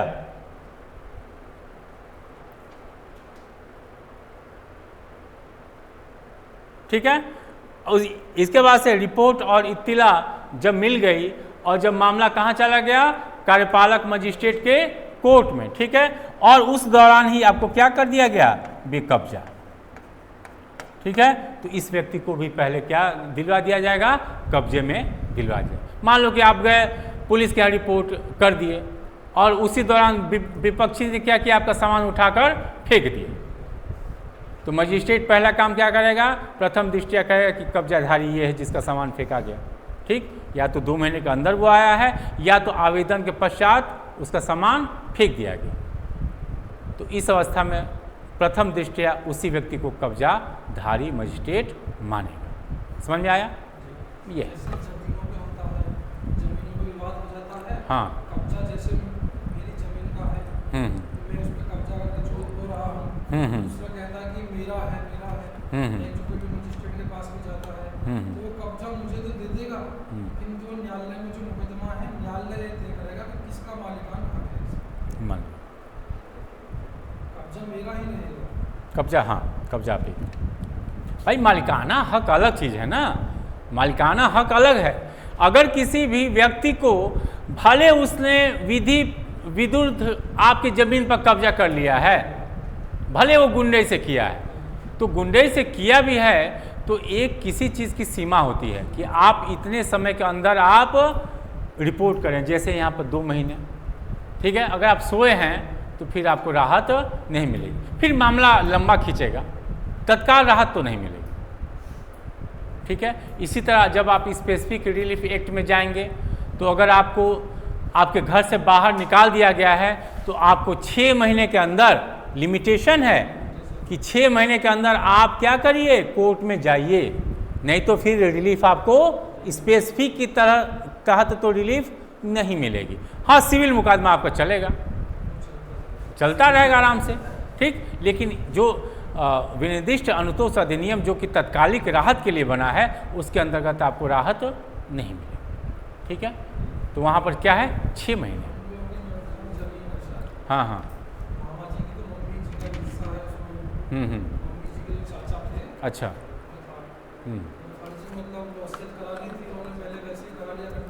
हाँ हाँ, तो उसमें जो मम्मी जी के चाचा था वो उसको जोत हो रहे हैं, तो हमने ये कहा कि इसमें एप्लीकेशन दे दो, ना ये होएंगे ना हम होएंगे इसमें। बस हाँ, तो उन्होंने किसी ने किया नहीं कि छोड़ो यार चलता रहने दो ऐसे ही। अब जो उन्होंने जबरदस्ती कब्जे के को आराम से जोत हो रहे हैं। अच्छा, मुकदमा भी हाई कोर्ट में चल रहा है। हाँ हाँ, तो हाई कोर्ट तय करेगा कि किसके पक्ष में ही जाए, किसके में ना जाए। जब तक वो हो रहे हैं, हम लोगों ने 2-3 बार उसकी फसल कटवा वो होता था, हम लोग काट लिया करते थे। अच्छा, एप्लीकेशन दे देते डीएम साहब के यहाँ। ठीक है, तो 145 में इस प्रकार के मामले हैं। 146 में ये कहा है कि मान लो कि कार्यपालक मजिस्ट्रेट उस स्थान पर जाता है, ठीक है, मान लो कि इस स्थान के कब्जे की बात होती है, ठीक है, इसके कब्जे का क्या है, विवाद है, और इस विवाद से क्या होता है, परिशांति भंग होने की आशंका है, परिशांति भंग। ठीक है, यहाँ इस स्थान के संदर्भ में ए अलग बात कहता है, बी कहता है कि मेरा है, सी कहता है कि मेरा है, कुल मिलाकर कई पार्टी आकर आपस में भिड़ जाते हैं कि मेरा है तो मेरा है, मेरा है। मजिस्ट्रेट बेचारा तय नहीं कर पाता है, तो कहता है कि ऐसा है, बस बहुत हो गया, इस संपत्ति को क्या कर लिया जाए, कुर्क कर लिया जाए, तुम लोग का जो आपसी लड़ाई है इसको हम बंद कर देते हैं। ठीक है, कुर्क कर लेता है। ठीक है, वो तय नहीं कर पाता, कहता है कि अब ये कौन देखेगा, तुम कोर्ट में जाओ, आप कोर्ट में लड़ो, फिलहाल ये अटैच रहेगी किससे, सरकार से, और कोर्ट जब निर्णय लेगा तो हम इसको छोड़ देंगे। हमारे प्रोविंस में ये भी हुआ था, कई लोग थे अलग-अलग जाति के थे, हाँ हाँ, वो कहते थे कि हम लोगों की जमीन यहाँ पे हुआ करती हाँ विवाद हो गया, बस बस SDM से हो गए, सिटी मजिस्ट्रेट गए, बोला किसी का भी हक नहीं है, ये कभी जब तक विवाद नहीं सुन लेता है अटैच कर अटैच हो। जा, ठीक है, बेचेगा नहीं, याद रखना, बेचेगा नहीं। कोई भी इस पे अपना इन्हें कि बीच बात का अपना फूल की चाट खा ले। हाँ अगर आपसी समझौता इन लोगों ने कर लिया तो क्या फिर वो सही है? आपसी समझौता तो ठीक है, समझौता करो तो रहो ना। मजिस्ट्रेट को क्या दिक्कत है? मजिस्ट्रेट स्वामित्व के लिए थोड़ा नहीं बैठा है, वो तो कब्जे के लिए बैठा है, और वो इस वजह से बैठा है कि इस कब्जे के कारण परिशांति भंग हो रही है। परिशांति की आशंका नहीं तो तुम आपस में शांतिपूर्वक तरीके से लड़ो भी, मजिस्ट्रेट को कोई दिक्कत नहीं है। लोक व्यवस्था का प्रश्न नहीं हमारे सामने आना चाहिए, क्योंकि हमारा काम क्या है? लोक व्यवस्था कायम रखना। यही हुआ था सर उसमें, लोक व्यवस्था तुम मत करो, बाकी तुम लोग भिड़ो ना आपस में, क्या दिक्कत है हमको? ना आप बैठक करोगे ना आप रामलीला करोगे। हाँ, इसमें क्या दिक्कत है? आपस में खूब व्हाट्सएप से एक दूसरे को गाली दीजिए, कौन पूछ रहा है आपको? ठीक है बस लोक प्रशांति को भंग भाई नहीं होना चाहिए। ठीक है, इस प्रकार का अगर कोई मामला है जहां पर अनिश्चित है, ठीक है, अनिश्चित है कि वो किसका है, इसके अलावा जो पक्षकार दावा कर रहे हैं वो दावा क्या है? दावा सही नहीं है। ठीक है, दावा सही नहीं है, वो दावा ही सही नहीं है। तो इस प्रकार के जो भी मामले हैं जिसमें मजिस्ट्रेट निर्णय नहीं ले पाता, वैसी संपत्ति को क्या कर देगा? कुर्क कर देगा। और अगर वो संपत्ति ऐसी है जिसमें कुछ व्यापार होता हो, ठीक है, व्यवसाय होता हो, क्लियर है, तो उस अवस्था में उस पर क्या वो नियुक्त कर सकता है? बोलो, रिसीवर। यस, वो रिसीवर भी, हाँ रिसीवर, पटवारी जाते हैं ना सर, हाँ ज़्यादातर कहानी को पटवारी को ही भेजा जाता है। भाई, ठीक है, तो ये एक रिसीवर नियुक्त हो जाएगी, मजिस्ट्रेट कर देगा। सर इसको सिटी मजिस्ट्रेट देखें। शहर का मामला तो सिटी मजिस्ट्रेट देगा, देहात का मामला तो एसडीएम देगा। एरिया होता है ना, ज़्यादातर देखा जाए तो जब आप शहर में जाएंगे तो सिटी मजिस्ट्रेट, सिटी मजिस्ट्रेट क्या होता है? एसडीएम होता है, एसडीएम रैंक का अधिकारी होता है। कुर्क वाला जो मामला है, कौन सा? कुर्क तुर्क नहीं, कुर्क, तुर्क मत समझ लेना अटैचमेंट है ठीक है, संपत्ति को अटैच करना। ठीक है, तो ये कर देगा, और बाकी इसको सीपीसी में पढ़ाया जाएगा कि रिसीवर का क्या काम है क्या नहीं है। ठीक है, और याद रखना ये जो रिसीवर है ये किसके द्वारा नियुक्त किया गया है? कार्यपालक। ठीक है, जो कार्यपालक द्वारा नियुक्त किया गया है। अगर मान लो कि इस रिसीवर के संदर्भ में किसी सिविल कोर्ट का कोई आदेश आ जाता है, ठीक है, सिविल कोर्ट, सिविल न्यायालय द्वारा कोई आदेश आ जाता है या सिविल न्यायालय द्वारा इसका रिसीवर की नियुक्ति हो जाती है, तो ये रिसीवर क्या किए जाएंगे? हटा दिए जाएंगे। ठीक, ये अपना कार्यभार सिविल कोर्ट के रिसीवर को सौंप देंगे। क्लियर है? तो ये रिसीवर के बारे में आपको विस्तार से और भी जगह पढ़ाया जाएगा। आपने बताया था कौन सा सेक्शन था, याद नहीं आता। रिसीवर अगर चालाकी करता है तो उसके साथ जेल क्यों? वो रिसीवर अगर कोई भी गबन करता है तो उसकी पूरी संपत्ति बेच दी जाएगी, बता देना। रिसीवर ऐसा नहीं कि किसी व्यक्ति को बना जाएगा गुरु सब खूब उसमें गबन करो। रिसीवर का अर्थ क्या? एक प्रकार का ट्रस्टी।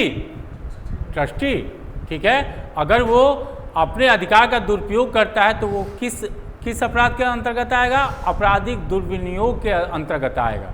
ठीक है, हाँ, वो तो इस वजह से वो गबन के लिए दोषी ठहराया जाएगा, या तो वो आपराधिक दुर्विनियोग के लिए या आपराधिक न्यासभंग के लिए, जैसा भी मामला हो उसके अकॉर्डिंग उसको सजा मिल जाएगी।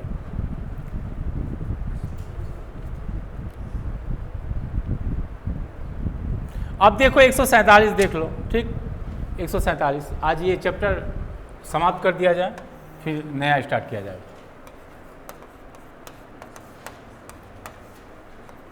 सेक्शन 147। ठीक है, वहाँ हमने क्या आपको बताया था? वो जल और भूमि के कब्जे का मामला था, ये क्या है, जल और भूमि के उपयोग का मामला। ठीक है, इसमें भी विवाद वही सर रहता है कि इसका उपयोग हम करते हैं कि आप करते हैं। ठीक, तब कहानी सब वही है, इसमें भी कहानी वही है, बस एक महत्वपूर्ण चीज़ है इसमें आपको बता। कौन करेगा कौन नहीं करेगा। हाँ, ठीक है, तो इसमें भी कार्यपालक मजिस्ट्रेट को ऐसी कोई सूचना मिलती है तो क्या कर सकता है, बाधा हटवा सकता है जो आपके उपभोग में दिक्कत करती है। ठीक, उसे लगता है कि नहीं इनको ही अनुमति मिलनी चाहिए, तो सामने वाले को रोक सकता है कि तुम ऐसा इनको उनके उपभोग की शक्ति में तुम बाधा मत डालो। ठीक है, सॉरी, सशक्ति के अधिकार में आप बाधा मत डालो। ठीक है,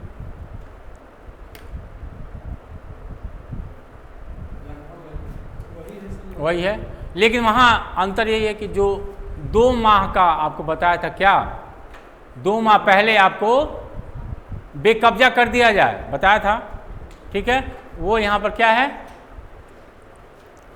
3 माह।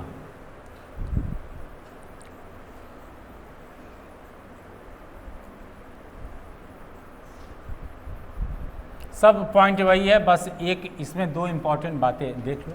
ठीक है, मान लो यहाँ देखो, यहाँ ध्यान से दो, मान लो ये भूमि और जल का उपयोग हो रहा है। ठीक है, किसी तालाब का ही एक छोटा सा एग्जांपल ले लो, किसी तालाब का उपयोग हो रहा है। ठीक है, तालाब का मान लो, तालाब का उपयोग वर्ष भर हो रहा है। कब हो रहा है, वर्ष भर। ठीक है, मछली पालना, सिंघाड़ा पालना, दुनिया का सारा खेल इस तालाब में हो रहा है, वर्ष भर हो रहा है, सालों भर ये तालाब व्यस्त रहता है। ठीक है, 2 पार्टी है, ए और बी। ठीक है, अब ये भाई साहब जाते हैं कहाँ पर, मजिस्ट्रेट के यहाँ, और कहते हैं कि बी ने क्या कर दिया, मुझे रोक रखा है। ठीक है, रोक दिया, तो मजिस्ट्रेट ये देखेगा कि क्या इस तालाब का उपयोग जब एप्लीकेशन मुझे मिला है इसके 3 माह तक कौन कर रहा था। ठीक है, वहाँ क्या था, 2 माह था, यहाँ 3 माह। ठीक है, तो ये कुल मिलाकर जो ये एप्लीकेशन, याद रखो, जो ए द्वारा एप्लीकेशन दिया जा रहा है ये 3 माह के अंदर दिया जाना चाहिए, 3 माह के अंदर।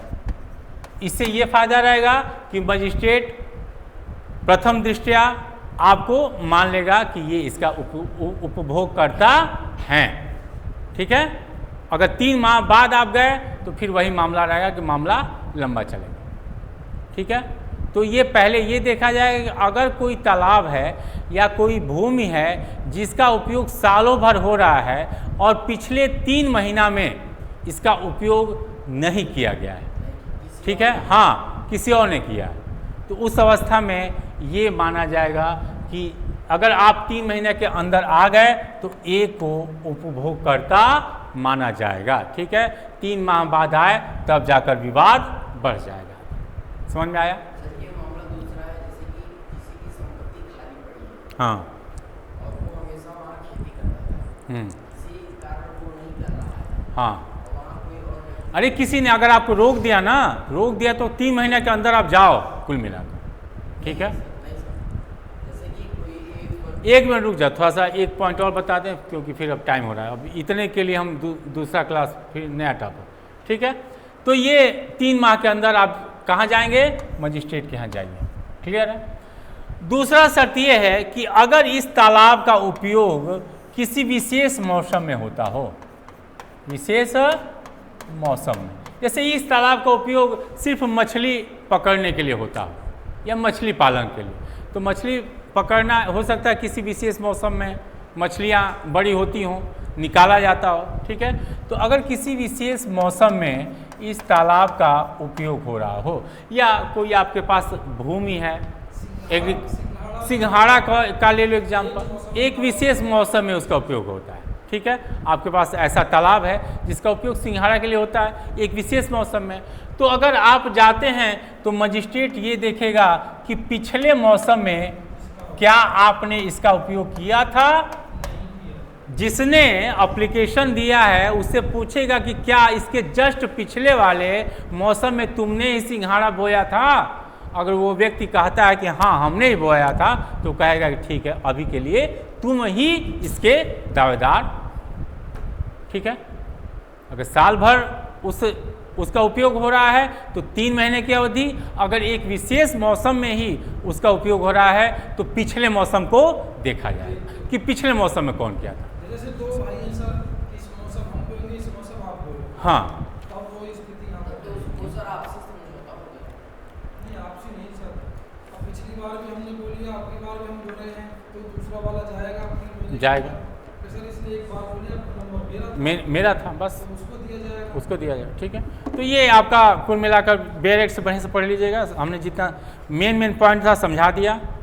अभी इसके बाद से कौन सा चैप्टर पढ़ा जाएगा बताइए? सर वही 36 वाला कौन सा? वही 41-42। अच्छा, गिरफ्तारी। चलो ठीक है, इसके बाद से गिरफ्तारी का चैप्टर खत्म कर देंगे। ठीक है, ये वो तो वो तो एक दिन की बात है, गिरफ्तारी तो एक दिन में समाप्त हो जाएगा। ठीक है, 2 घंटे का लेक्चर है वो।